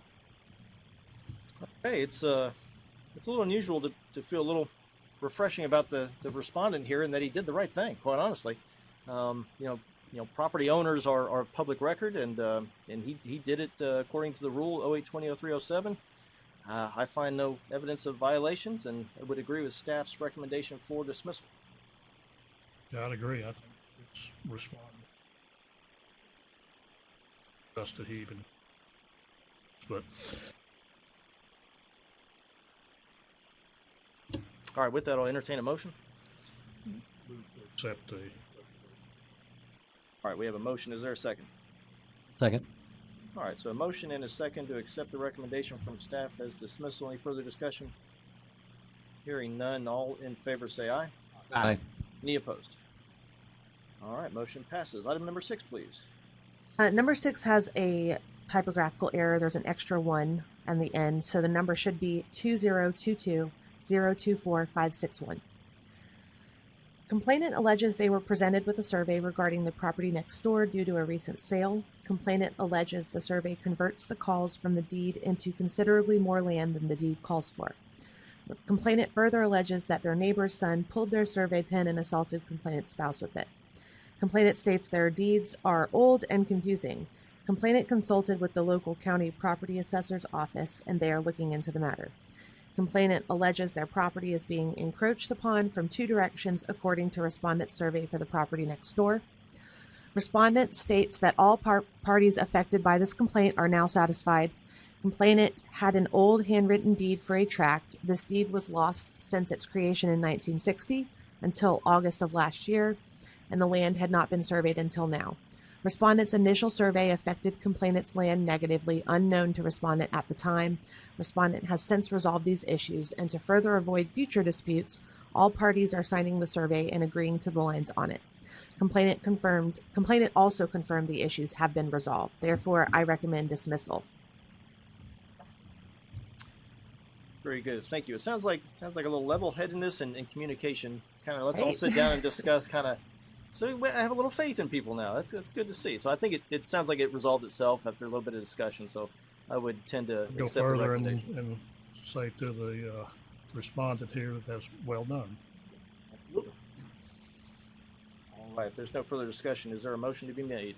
Move we dismiss. All right. Motion. Is there a second? Second. All right. Any further discussion? Hearing none. All in favor to accept the motion, say aye. Aye. Any opposed? All right. Moving along. Item 7. 2022-024-681. Complainant purchased a property at auction and believes they were misled by the realty auction firm and respondent who had surveyed the property before the sale. Complainant walked the property to see the property lines prior to the purchase and believed that the 112 or so acres being sold included 6 acres of heavy timber woods because of where they allege they saw markers on the property. Complainant states the property ended up not including those 6 acres. Complainant alleges the auction firm told them the property boundary was the pasture fence line. Complainant feels that if this was the property line, respondent should have moved the markers to the fence area and it should have been announced at the auction. Complainant also filed a complaint against the selling realty auction firm with our office, with another program, which is being recommended for dismissal, as that attorney who I have spoken with found no violations. Respondent confirms they surveyed the property at issue on November 19th, 2021 and provides the survey. Respondent states the property line was flagged with the fence as shown on the survey. Complainant had mentioned the aerial overlay showed property included woods, but respondent notes that the aerial overlay shown on the tax map is incorrect. Respondent states they cannot and do not survey property by the tax map. Respondent uses the owner's deed and adjoiner deeds. Complainant purchased 112 or so acres at the auction on April 9th, 2022, and those acres are the same as shown on the survey. Respondent also provided a letter from the auction and realty group who sold the property at auction to complainant. This letter states that the survey plat completed by respondent was given to all of the people in attendance at the auction, including complainant prior to their bidding and purchase. The realty company and auction have no knowledge of the 6 acres of woods or the markers mentioned by complainant. The sale and transfer of land is done by survey only. Council finds no evidence of any violations and recommends dismissal. Communication. Here it is again. Yeah, obviously, I mean, I do feel better knowing that, as it's stated here, that the survey plat that was completed by the respondent was given to all people at the auction. So, you know, essentially he knew what he was getting. Mm-hmm. And to reiterate, you know, the aerial overlay shown on the tax map is incorrect. That's everywhere, quite honestly. You know, no diss on the assessors or anything, but quite often that's why you get it surveyed. I would agree with the recommendation from staff for dismissal. Any other comments or motions? Make a motion to dismiss. Second. All right, motion and second for acceptance of the recommendation from staff for dismissal. All those is there further discussion? All those in favor say aye. Aye. Aye. Any opposed? All right, Miss Erica, item number 8, please. 2022-026-421. Complainant hired respondent to conduct a survey. Complainant alleges respondent gave their neighbor approximately 20 acres that complainant's deed states belongs to them. Complainant alleges respondent put corners where they did not belong. Complainant claims respondent's goal was helping the neighboring landowner. Complainant states that the issues can only be seen in person and wants someone to come out and look at the property, like from our office. Complainant alleges the county assessor was coerced into taking 20 acres from their deed and giving it away. Complainant provides no survey or evidence to support these allegations. Respondent denies the allegations in full. Respondent states that they met complainant at the property on March 24th, 2022, and marked the corners and lines. Respondent advised complainant that their north line deed distance of 1,140 feet appeared to encroach onto the neighbor's property.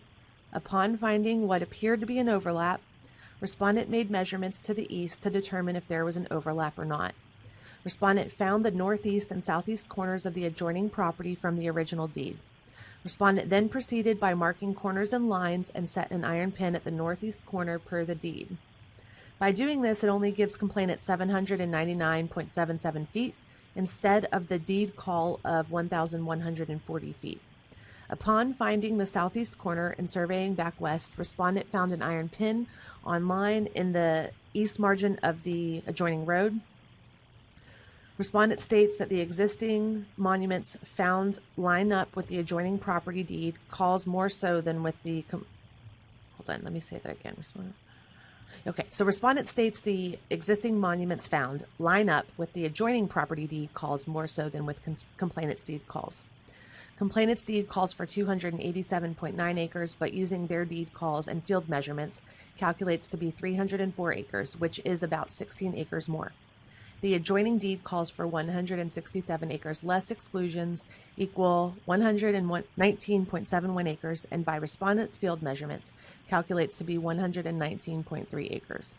Complainant wants to use their deed calls, which would increase their acreage, about 16 acres, taking those 16 acres from the adjoining property. Respondent advised complainant about the overlap and that they may want to consult with an attorney about the proper procedures to handle this matter. Respondent details the other disclosures, standard disclosures made to complainant. I don't find any evidence of any violations based on this detailed response. This one is pretty new, so we haven't done an expert review. If you think that's necessary, let me know, but that's why I gave you so much detail. There's a lot going on here, and I suspect there's a whole lot more going on here than what we could list in a paragraph, and I understand that.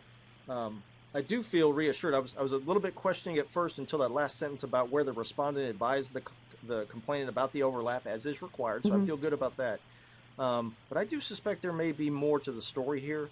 I would like to request an expert review of the survey. I'm going to give the opportunity for the other members of the board here to speak on it, but I suspect we probably need to get that done, and if nothing comes out of it, then all the better.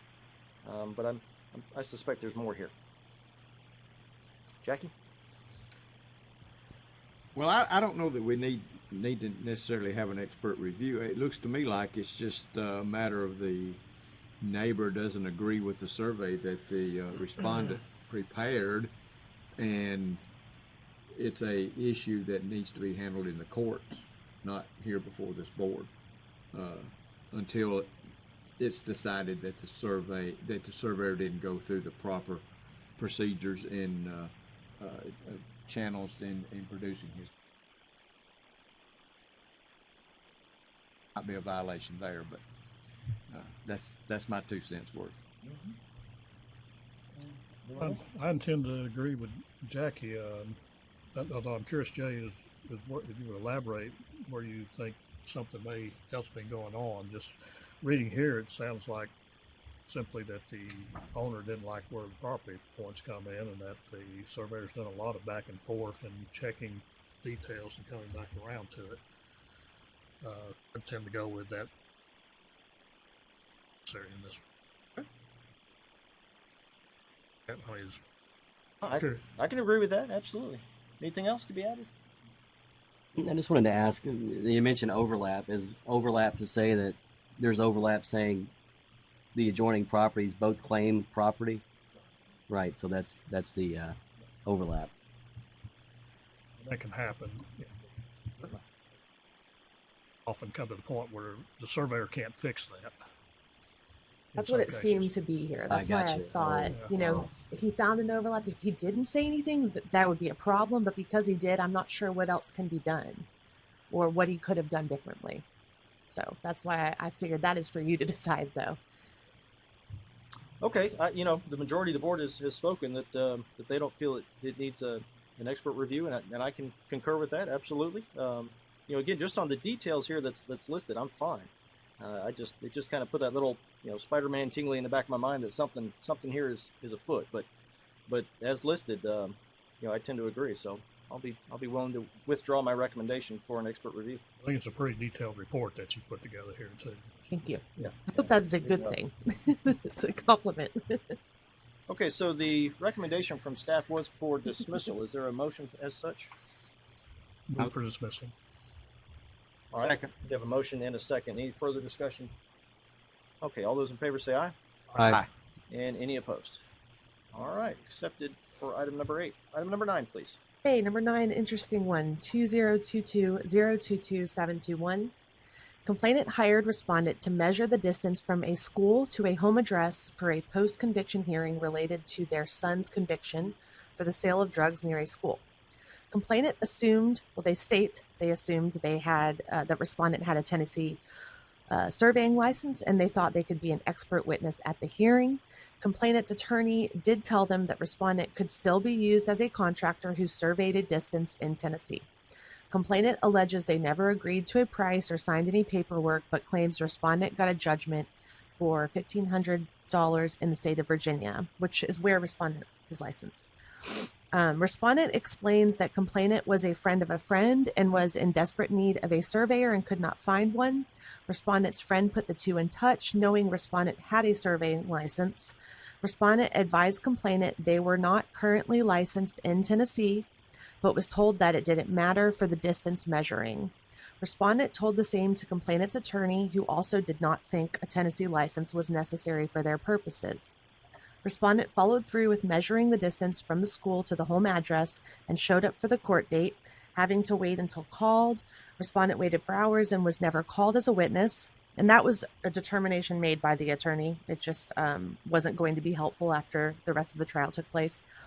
Complainant was not successful at getting their son's sentence reduced and was very unhappy about that. But respondent still had to invoice for the services performed and was never paid, despite being told by complainant and their attorney it would be paid. Respondent states they did not conduct a boundary or land survey. Respondent also provided letters written to the board of support from their friend who connected the two and from complainant's attorney. They confirm everything respondent stated about this matter. Complainant's knowledge of the services, license status, that they knew he didn't have a license in Tennessee, an agreement to pay.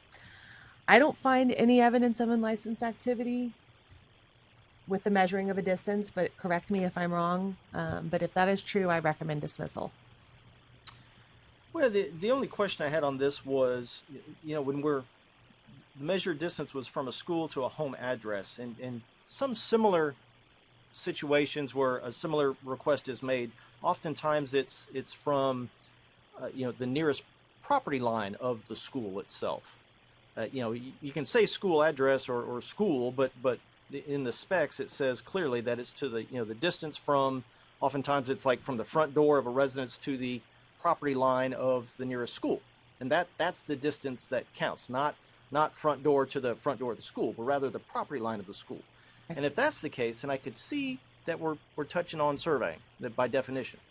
And it doesn't clarify here as to what the distance was to, other than home address and school.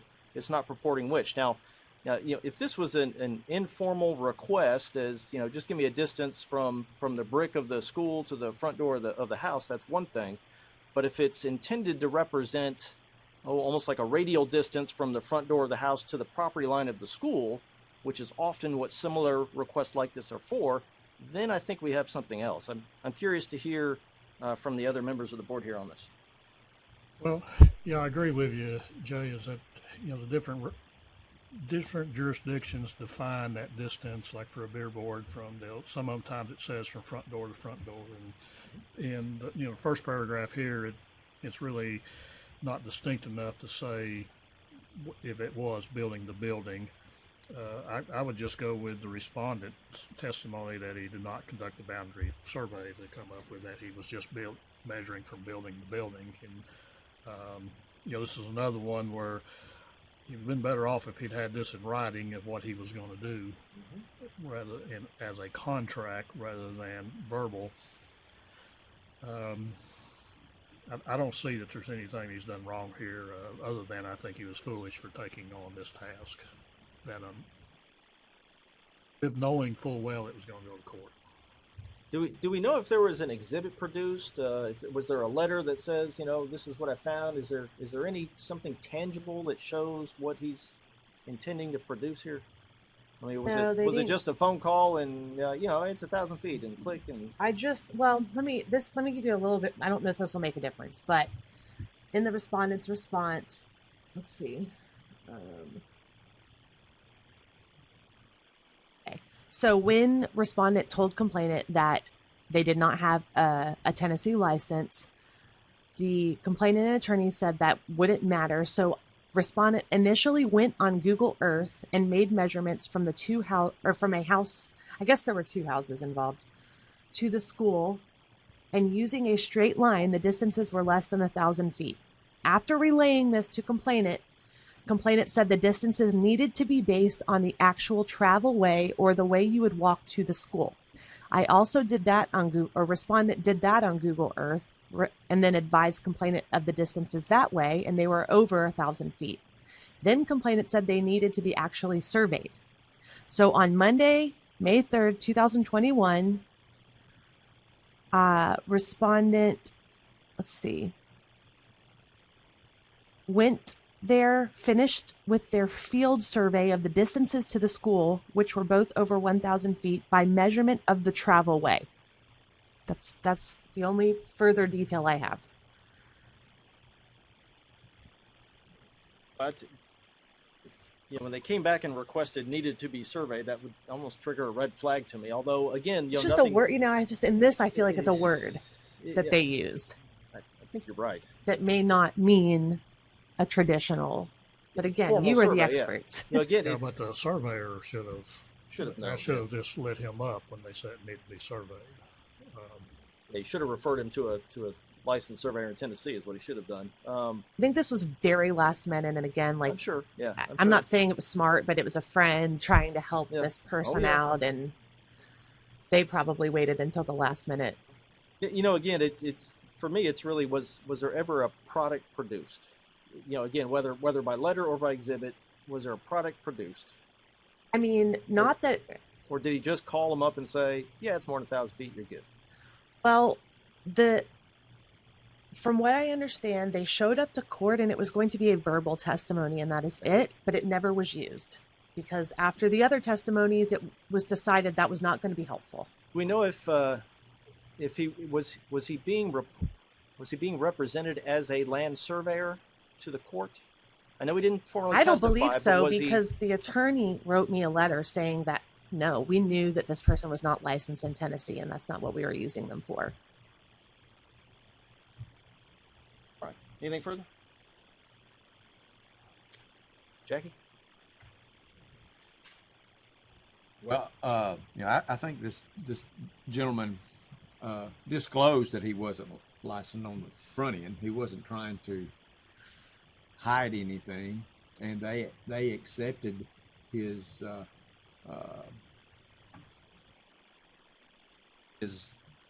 closure. So I don't see where any violations have been made, and I would recommend or move that we accept the recommendation to dismiss. Okay, so there's a motion on the floor. Is there a second? A second. All right, so motion and a second.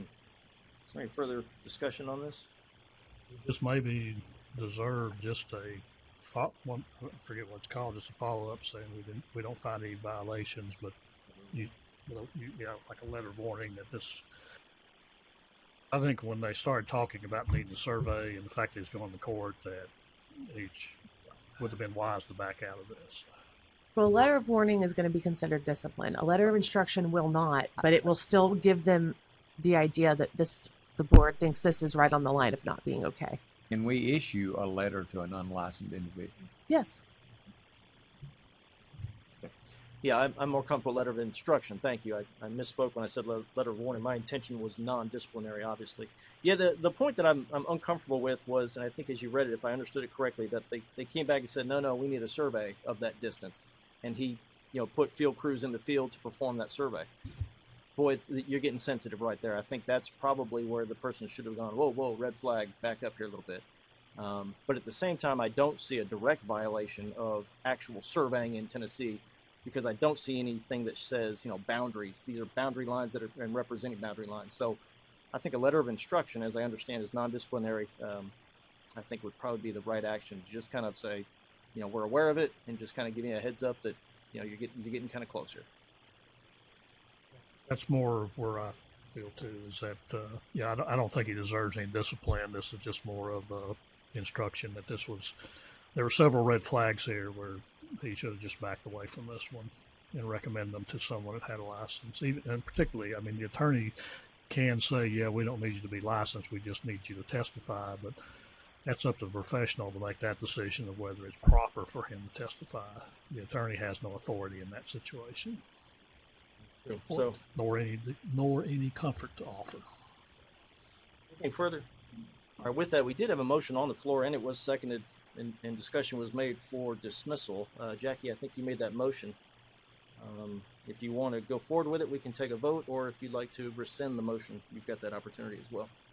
I would like to go forward with it. Okay. All right, so there's a motion, a second. We've had some additional discussion with the motion that was to accept, please correct me if I'm wrong, accept the recommendation from staff for full dismissal. That's correct.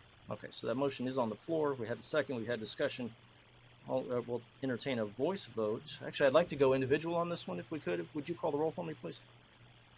I'm sorry, really quick. Are you voting on a letter of instruction or dismissal? Voting on the motion, which was dismissal. Okay. Jay Kaufman, No. Jackie Dillahay, Yes. Gary Clark, No. Kevin Martin. Okay, so the motion, as stated, has failed. If there is a further motion and action to take on this, I will entertain I have a that. question here. Sure.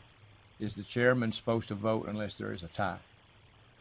Yes, he can vote on any of the voice votes. That's proper. So that works out fine. Thank you for that question. Okay, so the floor is open now for further discussion if you like. Otherwise, I'll entertain a motion. I'd like to move that we issue a letter of instruction. All right, the motion is made for a letter of instruction to be issued. Is there a second? A second. All right, so we do have a motion and a second for issuance of a letter of instruction. Is there further discussion? All right, hearing none, I'd like to entertain a voice vote again by individuals. If you call the roll, please. Jay Kaufman, Yes. Jackie Dillahay, No. Gary Clark, Yes. Kevin Martin. Yes. All right. The record will reflect that it was passed by majority vote with one dissenting vote. Very good. All right, I think that concludes item number 9. I'd like to move on to item... So that says number 8. It's actually number 10. This is number 10. Okay, I got Sorry. me confused there for a second. I was like, wait That a was minute. another mistake. Miss Erica, before you continue with item number 10, I think we've had this one in front of us before.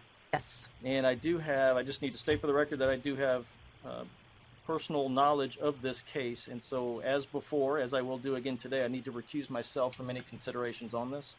I will turn the chair over to Jackie, the vice chair, to run this one, please. Okay. Okay. 2021-071-051. And as the chairman stated, we've already presented this, and there was a decision, which was to assess a $15,000 civil penalty and require the survey at issue to be redone by a Tennessee licensed surveyor, and then also revoking the license of respondent with the ability to reapply after 12 months. So I sent that consent order to the respondent, and the respondent hired an attorney, and I've had much communication with that attorney, and we've gone back and forth. And I would like to present to you what their counter offer is.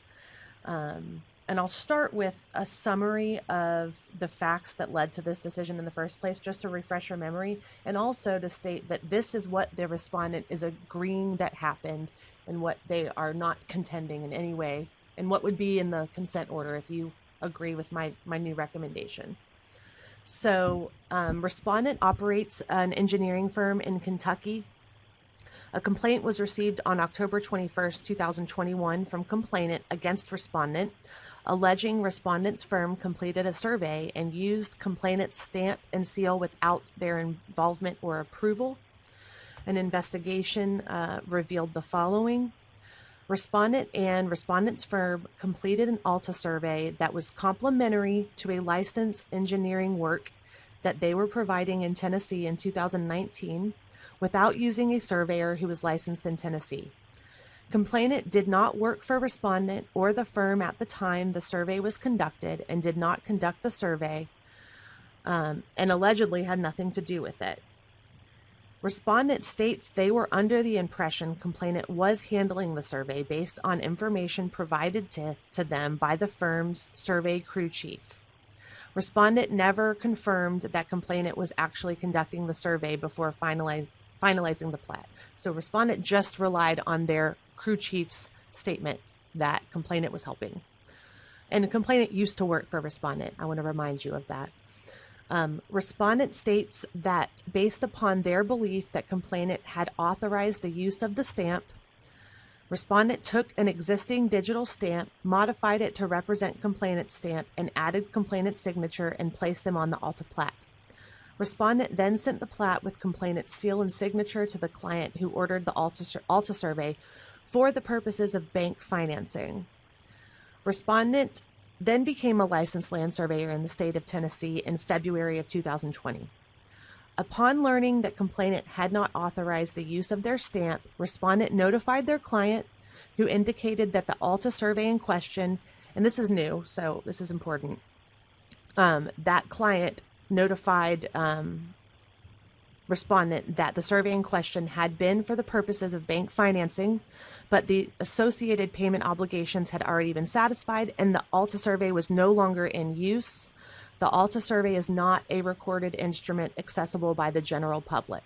So we didn't have that part. I don't know if that makes any difference to you, but I wanted to let you know that. So all of those facts, respondent is not denying and is admitting to.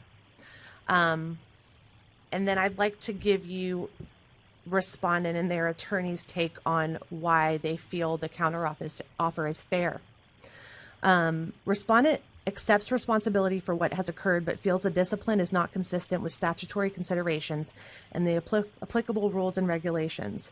The board has assessed the maximum civil penalty of $5,000 for a total of $15,000 for 3 specific violations. 1, the misconduct of land surveying, 2, the improper seal, and 3, unlicensed activity. Respondent is asking the board to reduce the civil penalty to $10,000, considering the misconduct statute is intended as a statutory catch-all, and they feel that this is duplicative of the improper seal violation. So, yes, respondent admits to those 3 violations, but feels that, well, they're asking the board to consider the maximum civil penalty for only 2 of those. Specifically, respondent asked the board to consider issuing a $5,000 civil penalty for the unlicensed activity and a $5,000 civil penalty for the improper seal. Respondent and their attorney also reviewed the punishments levied by the board over the past 2 years for what they call similar infractions and notes the civil penalties are between $500 and $1,000. I would like to add that I went back the last 15 years and I agree with what they're stating. Yes, there's no precedence for this kind of severe discipline, but there's also not been a situation like this. So I just wanted to let you know I've gone over all of that. And this is by far the most severe punishment that we've levied for as far back as I can see. Moreover, in reviewing the guidelines for civil penalties under the rules and regulations governing the board, these are the factors the board is to consider. 1, whether the amount imposed will be a substantial economic deterrent to the violator. 2, the circumstances leading to the violation. 3, the severity of the violation and the risk of harm to the public. 4, the economic benefits gained by the violator as a result of noncompliance. And 5, the interest of the public. Respondent asked the board to consider and discuss these elements, as we hadn't done that yet. Respondent provides a brief analysis in support of asking the board to reconsider the significant penalties proposed against them. Under the first factor, whether the amount imposed will be a substantial economic deterrent, respondent would state that anything in excess of $5,000 would be a significant economic deterrent for them. Respondent has a small business working out of a small town in south central Kentucky. A punishment in excess of $5,000 would significantly interrupt their cash flow for the business and potentially affect payroll. However, respondent feels that the second factor, which is the circumstances leading to the violation, is the most compelling, as the board should consider the circumstances here. As positioned by respondent, this mistake was based upon a mistake of fact. Respondent believed, based on their communications with their employees, that they had approval to utilize the in-question surveying stamp. Respondent notes that this has not been contested and remains a viable position at this time, which is true. Respondent believes this particular consideration shows a lack of intent to defraud. And as it is the circumstances leading to the action infraction, they feel it should be considered in reducing the penalty from $15,000 to $10,000. Under the third factor, respondent does not disagree that the infraction itself is very serious. However, the risk of harm to the public is moot. This plat was for the purposes of bank financing, and now the note related to that financing has been satisfied, and no one will ever rely upon this plat again. It is not as if it is recorded and any potential harm to the public or the allegedly defrauded license holder has been extinguished. Looking at the fourth factor, respondent would state that the economic benefit by use of this stamp was only minimal and it was only complementary to the engineering work that was ongoing. Lastly, under the last factor, the interest of the public, or really the potential risk of the public, has been extinguished, as previously discussed. Given the above analysis, respondent believes the guardrails codified by Tennessee statutes and the rules and regulations established suggest that the penalty for 2 infractions is extreme. Respondent notes that the punishment suggested has no precedent in support thereof. With the lack of precedent and the analysis provided for punishment by the board, respondent would also ask the board to consider the revocation of their license. Revocation is a very extreme punishment, which could cause significant economic outcomes to respondents' ability to provide land surveying in Kentucky and potentially impact their engineering licenses in both Kentucky and Tennessee. Respondent feels the board should consider this when leveling such a significant penalty such as revocation. In lieu of revocation, respondent would ask this board to consider a suspension that may be less harmful to their ability to continue to perform work in other capacities, maintaining their own personal livelihood and their business that supports employees in a small community in Kentucky. So after discussion about all of these things and consideration, I do recommend issuing a $10,000 civil penalty and a 2-year suspension. But I would love to hear your thoughts, and if you want to have discussion, or of course you're welcome to totally reject that. But I will say if we do reject it, we're going to have a hearing about no contended facts. Everything's being admitted. So I just wanted to put that out there. Okay. Does anyone have any comments? I had a question. The revocation versus the suspension. Is a revocation, if their license were revoked, what does that mean for the person? Is that, could they apply later, or is that they're forbidden from ever practicing in Tennessee? Well, in this case, and I think in every case, you guys can correct me if I'm wrong, but you can reapply, but you have to come before the board. We can deny, and then they would have to appeal to the board. Does that sound right?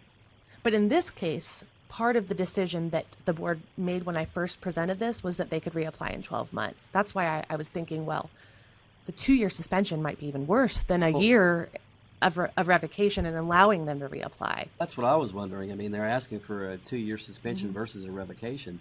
But so I was wondering, is that better? I think it's better for the fact that a revocation of anybody's license is probably seriously going to affect their licenses in Kentucky, engineering too, as they say. I think that's a really valid concern.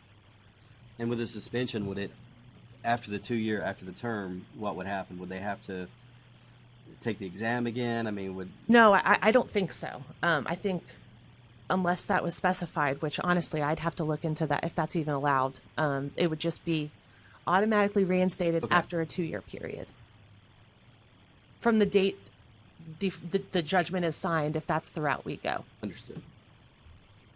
So I could see in that case that maybe the suspension would be, like you said, I mean, the severity that a revocation brings with it and versus suspension, I could see maybe why they would want that. And I still believe that a 2-year suspension and a judgment such as this still has to be, they still have to notify, other states that they're licensed in, so it's still going to be known. Yep.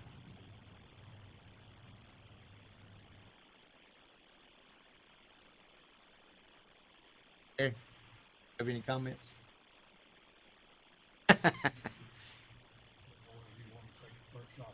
Go ahead.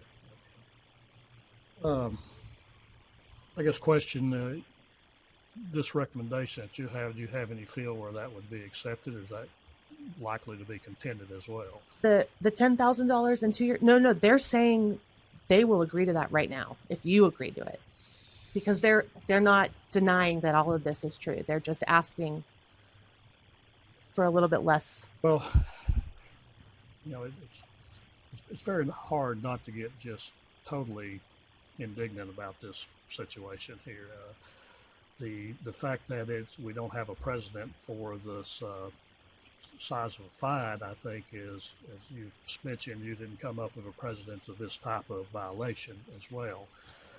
This and I'll give the respondent a bit of leeway here, is that I'm sure this was written by the attorney who gets to be his advocate and go out for it. The fact that this based on mistake of fact is the first thing it tells me that the respondent doesn't really understand what land surveying is if he thinks that a mistake of fact is something that we can hide behind. That's what we do, is go out and look for facts. Also, if he had any control over his staff and actually looked at the drawing at all, he would have immediately seen that it was a forgery. That should have been evident when he looked at the stamp.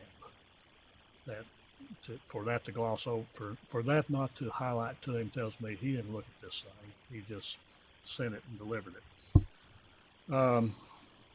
And this idea that there's the danger to the public has been extinguished is, once again, shows a total lack of understanding of what surveying is about. He may have extinguished the potential harm to the public if he has gone out and recovered every single paper and digital copy of that survey. The fact that it's not recorded in a colonial state is totally irrelevant. The surveyors themselves and anybody that has it can distribute it and send it around. And it's routine for us to find other people's Alta surveys. The fact that it was done for financing actually makes it more of a violation rather than less, in my point of view.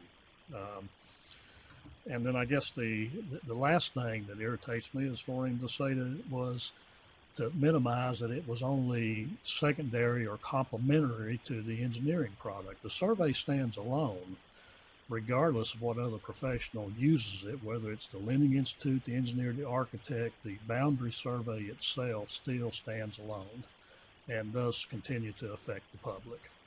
And he has no way of extinguishing that. That harm has happened and will continue to happen. And at that point, that's my comments before I would go any further on the recommendation. Any thoughts, Jackie? Well, what's before us now is, I think, more going to have to rely on you, Erica, because it's more of a legal response or action that has to be taken. If we say no, we're going to stand by our guns, then obviously it's going to go to a formal hearing, and in that case, from a legal standpoint, is that something that we feel is defendable, or are there points that they made going to be stronger? I guess let me amend my comments, Jackie, is I'm really leaning toward accepting this recommendation on it, but I would sure like in our response to them to make some statements similar to what I just made here of our concern of what the situation is, because this is like some instruction to the guys that if you really believe, I'll give you the benefit of the doubt. The attorney told you this is what you need to say, but if you really believe this stuff, then you probably shouldn't have a license. But I'm leaning toward accepting the recommendation. Yeah. I think I will too, but my thoughts are, if everything this respondent is saying is true and they've got their staff coming in and saying, yeah, I told him this and it's my fault, and he's getting all of the penalty, and I understand where you're coming from. I just tend to think this is a really severe $10,000 in 2 years suspension is really severe, and I just think that it might be enough for these infractions. I'm willing to go along with that recommendation, and especially because it's more about, to me, it's more about putting out a public warning to anybody who's foolish enough to copy somebody's stamp. Right. And it's, I think a big part of the reason I feel that way is, all of the summary that I read to you in the beginning, just reminding you of the things that happened. The respondent and their attorney have already agreed. I mean, they've seen it. in a consent order, they are not asking to change any of that or deny any of that. So by agreeing to this $10,000 and 2-year suspension, they are also agreeing to all of those facts, and those will be made public in the consent order. They're, as I read them to you, is how they're going to be presented in the public document that they're signing. So I think that says something as well. Well, I would agree. Read all that. Any surveyor who reads that document is going to take that as a warning of that. I wanted to clarify. So basically, Attorney presented this reduction from 15 to 10,000, and their argument is that there's sort of a redundant penalty from. I'm gonna use the terms course and fine. So there's a course penalty. You break rules of surveying and you $5,000, and then there's a specific penalty, and so they're arguing there's redundancy there in the two right, like misconduct, and I will agree. Right. It's a catch-all. Right. Obviously, there's misconduct if you did the finer breach, then there was a misconduct, yes. right? So it's But those 3 things will still also be in the consent order, so those aren't being taken out. It's just they're asking, here's a good reason to maybe reduce it from 15 to 10. My personal opinion is I'm okay with what you guys are proposing with the 10,000 and the 2-year suspension. I think I am too, in regards to that's our best action that we can take. I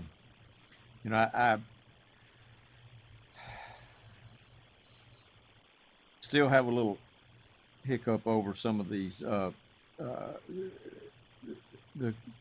considerations from the guidelines for civil penalties. I think they threw that out there as, hey, these are reasons that we should reduce the fines and revocation to suspension. However, I think he's just grasping at any life preserving. well, when I look at some of these, I think they would actually hurt him more. I think there's plenty of things in here, as in the D, the economic benefits gained by the violator as a result of noncompliance. I think he had great economic benefits. He had a client in Pennsylvania that had to have the survey, had to have it immediately, or their deal was going to fall through, possibly. And if that happened, then there would be significant concern for the client or for the complainant. I mean, the respondent. I guess that's because he could lose a client, lose a major deal, and lose all the engineering stuff. Well, and that's but why it I had a think very keeping that in the significant consent impact. at least puts that out in public. Right. Yeah, I would agree with that. I mean, that's. I mean, there's nothing very redeeming about this thing. And I mean, there's some other things there, but there's no need to get into them and hash them out, because I think I'm sensing, and I will opening it up for a motion that we're all in agreement. So, without beating the dead horse, the floor is open. It's hard not to get consciously indignant on this. I understand. Oh, I know. I mean, it's I know. just, but I'll move that we accept your recommendation for the 10,000 and 2-year suspension. And we have a motion. Do we have a second? Second. Okay. Is there any further discussion? If not, do we need to do a roll call vote or just a show of hands? We can just do a voice vote since it doesn't appear to be any dissension, so we don't need to memorialize it. So. Okay. All in favor say aye. Aye. Any opposed? So moved. Turn it back over to you, Mr. Chairman. Thank you, Jackie. Well done, by the way. And Miss Erica especially. That's a lot of work you did. I can Thank tell you. there's a lot of work going in there, and I appreciate outstanding that. summaries. Whatever It's you're starting doing, to keep it all, up. I'm really enjoying this. It means a lot. You're really grasping exactly the information that we need, and it's very concise, but still very informative. So Thank you. Thank you for all your efforts. These files are not. I have to tell you, there's a lot of information that I have to kind of summarize for you. So it means a lot to hear that I'm doing that correctly. Absolutely. And I understand your it could be counsel lengthy. on what we should do was very valuable too. Yep. Thank you. And I do feel that you're picking out the important parts and leaving the fluff kind of out. So Working on outstanding job. Outstanding. Thank you so much for all that. Okay, I think that covers the legal report. Am I right, Miss Erica? Does that conclude? Okay. Yes. Excellent. And we'll turn it over to Glenn with the director's report. All right, great. All right. First off, we've got the budget report. This is informational only.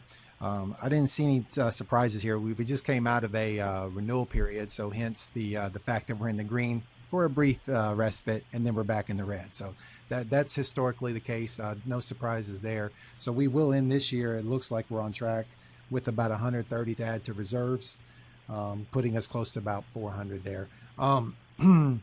And I did see there was only one item that jumped out at me, was the under an expenditure under other in April. But after reviewing the ledger, I found that was the NCWS membership dues.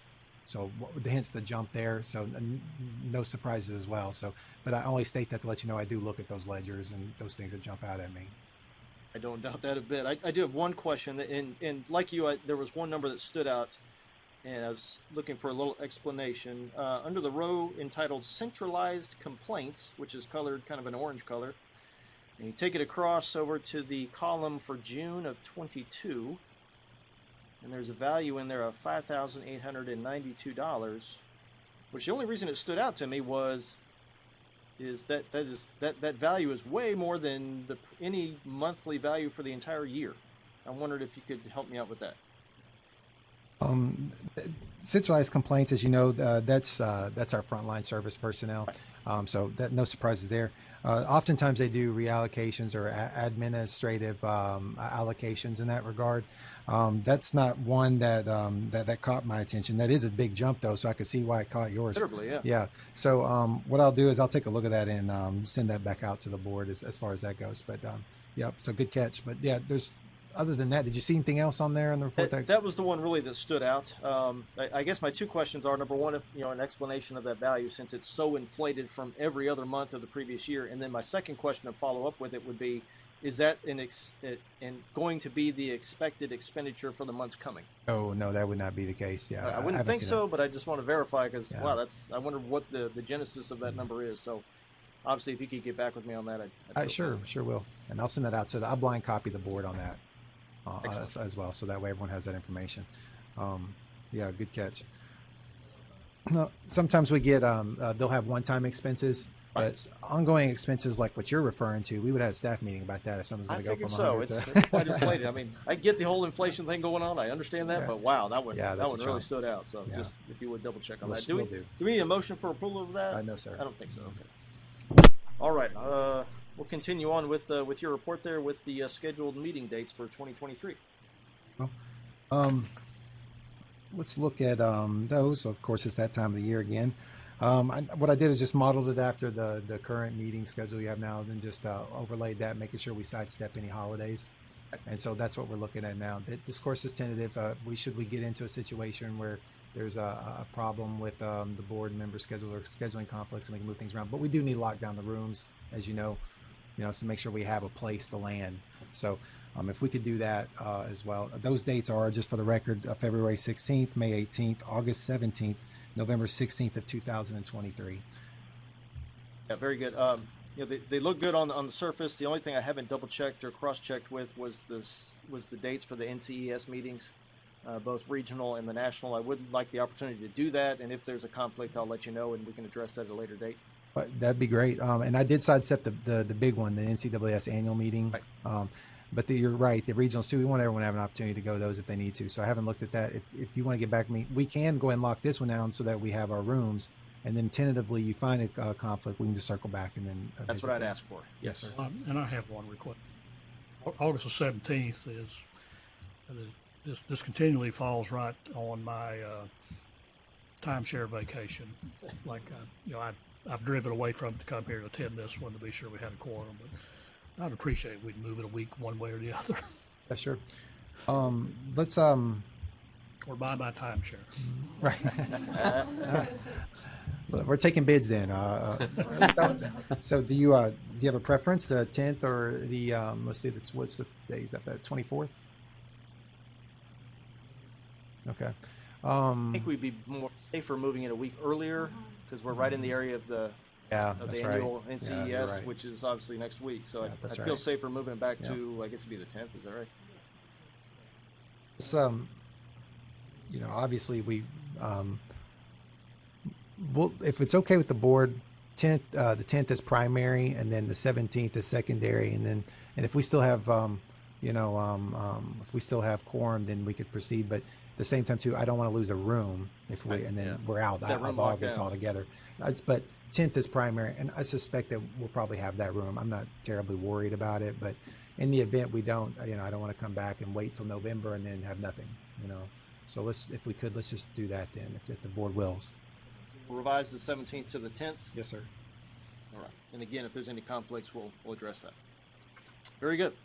We will need action on that. Just to memorialize it. All right. We'll take a motion for acceptance of the dates with the revision of August 17th becoming August 10th of 2023. We'll move. Motion. Second. Any discussion? Those in favor say aye. Aye. Any opposed? Very good. All right. Very well. CE audit update.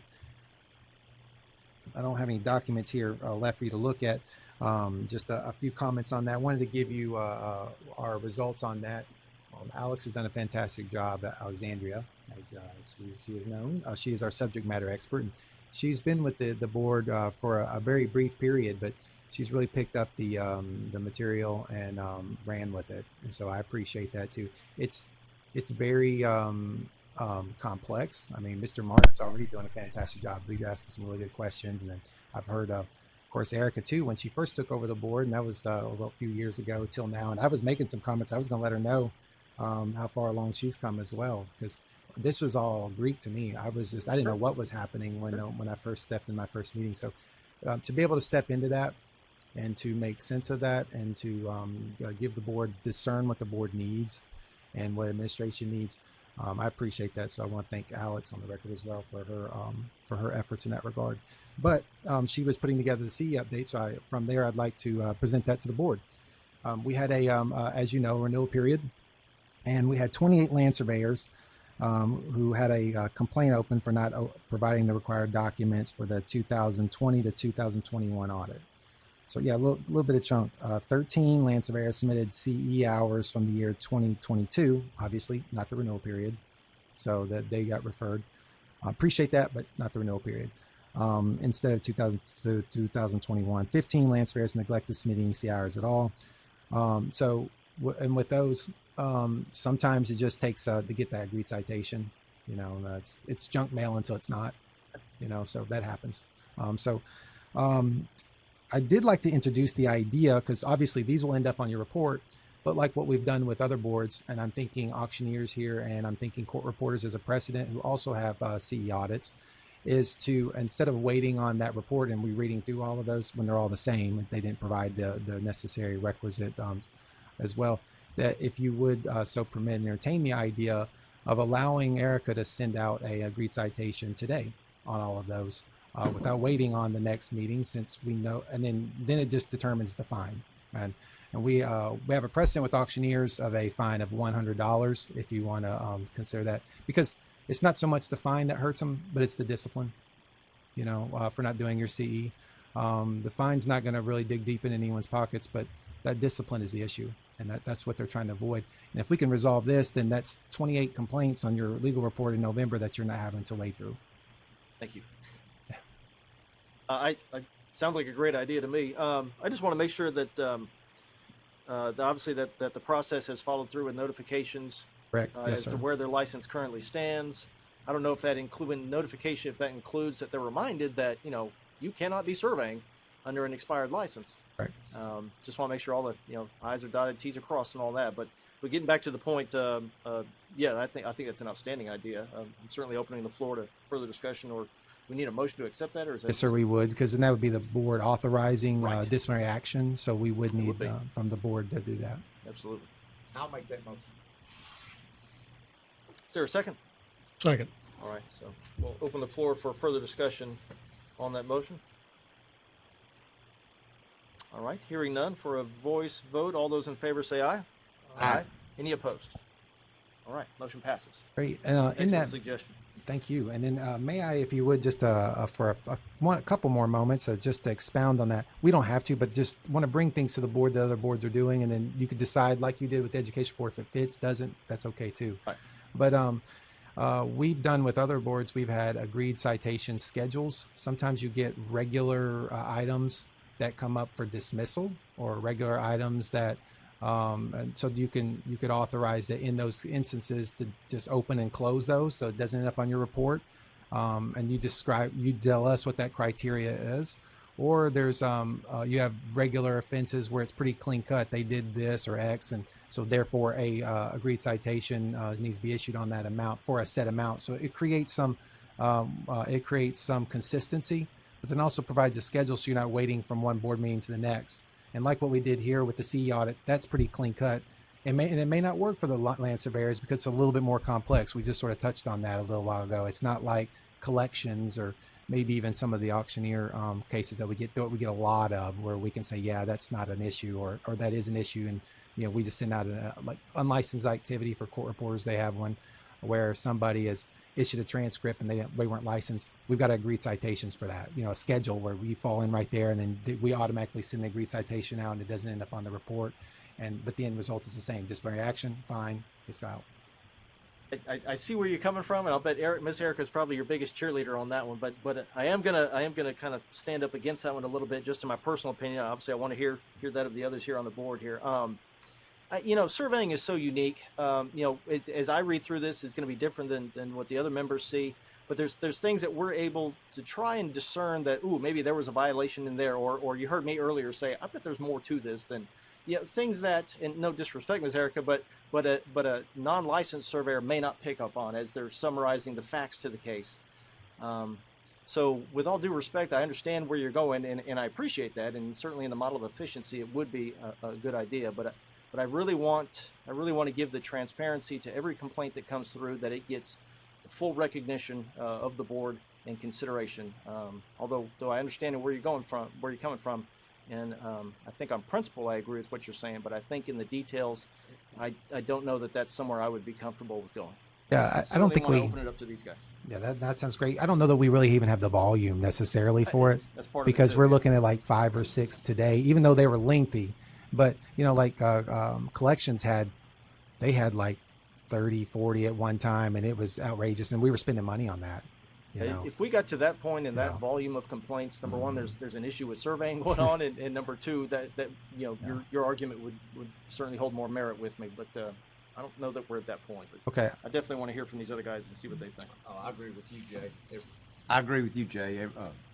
I think it needs to be brought before us. Yeah, I agree with both of you. So much of this you read through, and it actually keys into experiences that I had. Some of them, I think that would be hard if we didn't get it across on that. Surveying is very broad and very unique. And really, I really want to give the consideration to every complaint that comes through. I want them to feel like they've been heard, their voices heard, and given the full consideration of this board. As no disrespect, but as trivial as they may sound, it deserves.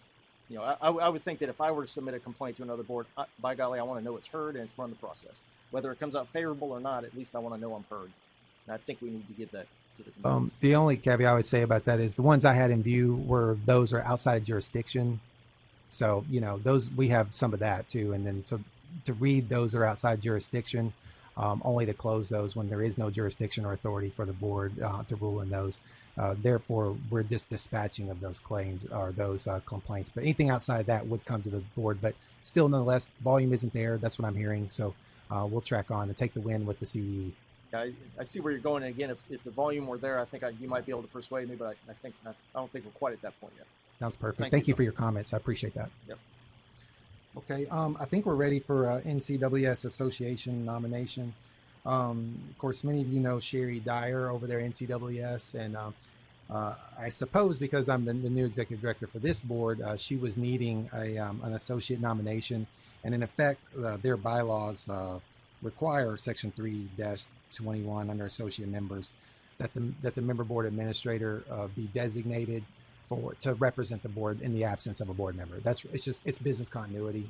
And so, but that authority has to come from the board. And so if the board would will that I stand in their stead, should they not be there, obviously they'll not be speaking on my own. Should that happen, unlikely situation that would happen, should that happen, I would be taking the position of the board with me on that vote. So, so for the sake of business continuity, in keeping with their bylaws, I just ask for a nomination in that regard. Is there a motion? Is that what that Yes, is? sir, it will. All right. Mm-hmm. Just that I would be designated as the associate for NCEES in your absence. Move that. All right, perfect. Motion is made for that. Is there a second? A second. All right, motion For second. Further discussion?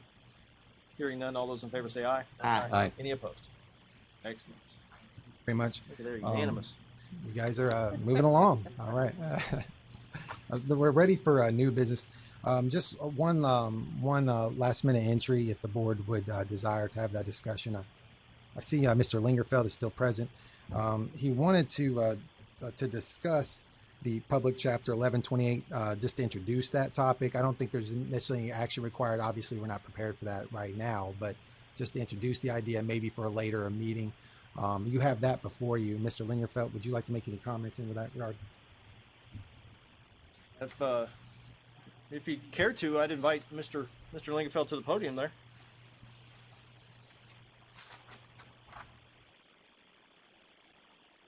Welcome back. Welcome back. I'm back. Good to see you. Sorry. Hopefully you all have seen and are familiar with Public Chapter 1128 that was recently platted. Felt it was important. I spoke with Glenn and told him that I felt it was important to bring it before the board because I feel like that in the infancy of it, that the planning commissions in all of our areas across the state are going to be dealing with it, and they'll probably deal with it in a little bit different manner. The TAPA Legislative Committee has produced some information for the planning authorities. I did not give you a copy of that. I'll be glad to send that to you. It is public information. But basically, it changes the mechanism and manner that we deal with subdivisions, primarily existing road subdivisions of property. The intent of the public chapter was to stop the practice of local planning authorities from acquiring John and Jane Q. Public of dedicating X amount of distance out of the center line of the road to that particular planning authority or municipality. And in doing so, effectively, they were taking property without compensation. However, has historically been the methodology that surveyors have used across the state. The platting of property and the setting back from the center line of a road for dedication has been the mode to transfer the property to that municipality, where in all reality, in the most technical sense, it should have been handled by a deed from that property owner to that particular authority that was involved. It was never done so. The county commissions, the board of mayor and aldermen, etc., have created methods to accept those. So indirectly, the plat has been the process to transfer that. So the question that I was posing, and I have not completely posed my question yet because I'm trying to get in contact with the crafter of this particular legislation to ask a few further questions, because I can see some potential for this legislation causing surveyors problems, and these problems ultimately becoming complaints that will in the end game come back to the board. So I think it's pertinent, one, that the board always be appraised of any legislation, and I know our staff does a great job with that, that may or may not affect the surveying profession. This one will affect the profession. It will affect each one of us in our own individual practices as well. So I'm just trying to get it out front so that you all have an opportunity at the appropriate time to discuss it, and just kind of have a mindset of, hey, this is out there and we may have to look at this or that because of potential future complaints. And that's really all I want to say about it. Thank you very much. Very good. Thank you, Tim. Yeah, certainly well spoken, a good introduction. Yeah, I think we're all probably somewhat familiar with this as it took its paces through the crafting of the legislation and all the good times that are involved in trying to get legislation passed. And then, of course, it did recently pass with this year's legislative session. There's still a lot to discern out of this as to how directly it will affect the surveying profession. And Tim brings up an excellent point that, we do need to be aware of this, and we need to start studying exactly how is it implemented and what effect does it have to the surveys that we produce. So I appreciate Tim bringing that to the attention of the board, and certainly would like to put this on the agenda for the next meeting for a little more discussion and hopefully the opportunity in between to garner a little more education on the topic so that we can have a good discussion on it when we return. So I don't think there's any other new business that I'm aware of. Did anybody else want to discuss that item any further? No. Okay, I'll give you the opportunity there. Any other items for new business? No, sir, other than your PDHs, unless you have something else. That's right. Yeah, we do have the PDHs. It is 12 o'clock, so it's about 3 hours. We did take a 10-minute break, but I'm not going to cut PDHs into 10-minute segments. So if there would be a motion for 3 hours of PDHs, I would entertain it. So moved. All right, motion, second? Second. All right, discussion. All those in favor say aye. Aye. Any opposed? All right, PDHs decided. That's all I had. Unless there's any other business, then motion to adjourn. All right, motion to adjourn. We adjourn. Motion made, second, and Don't need a adjourned. That's true, we don't.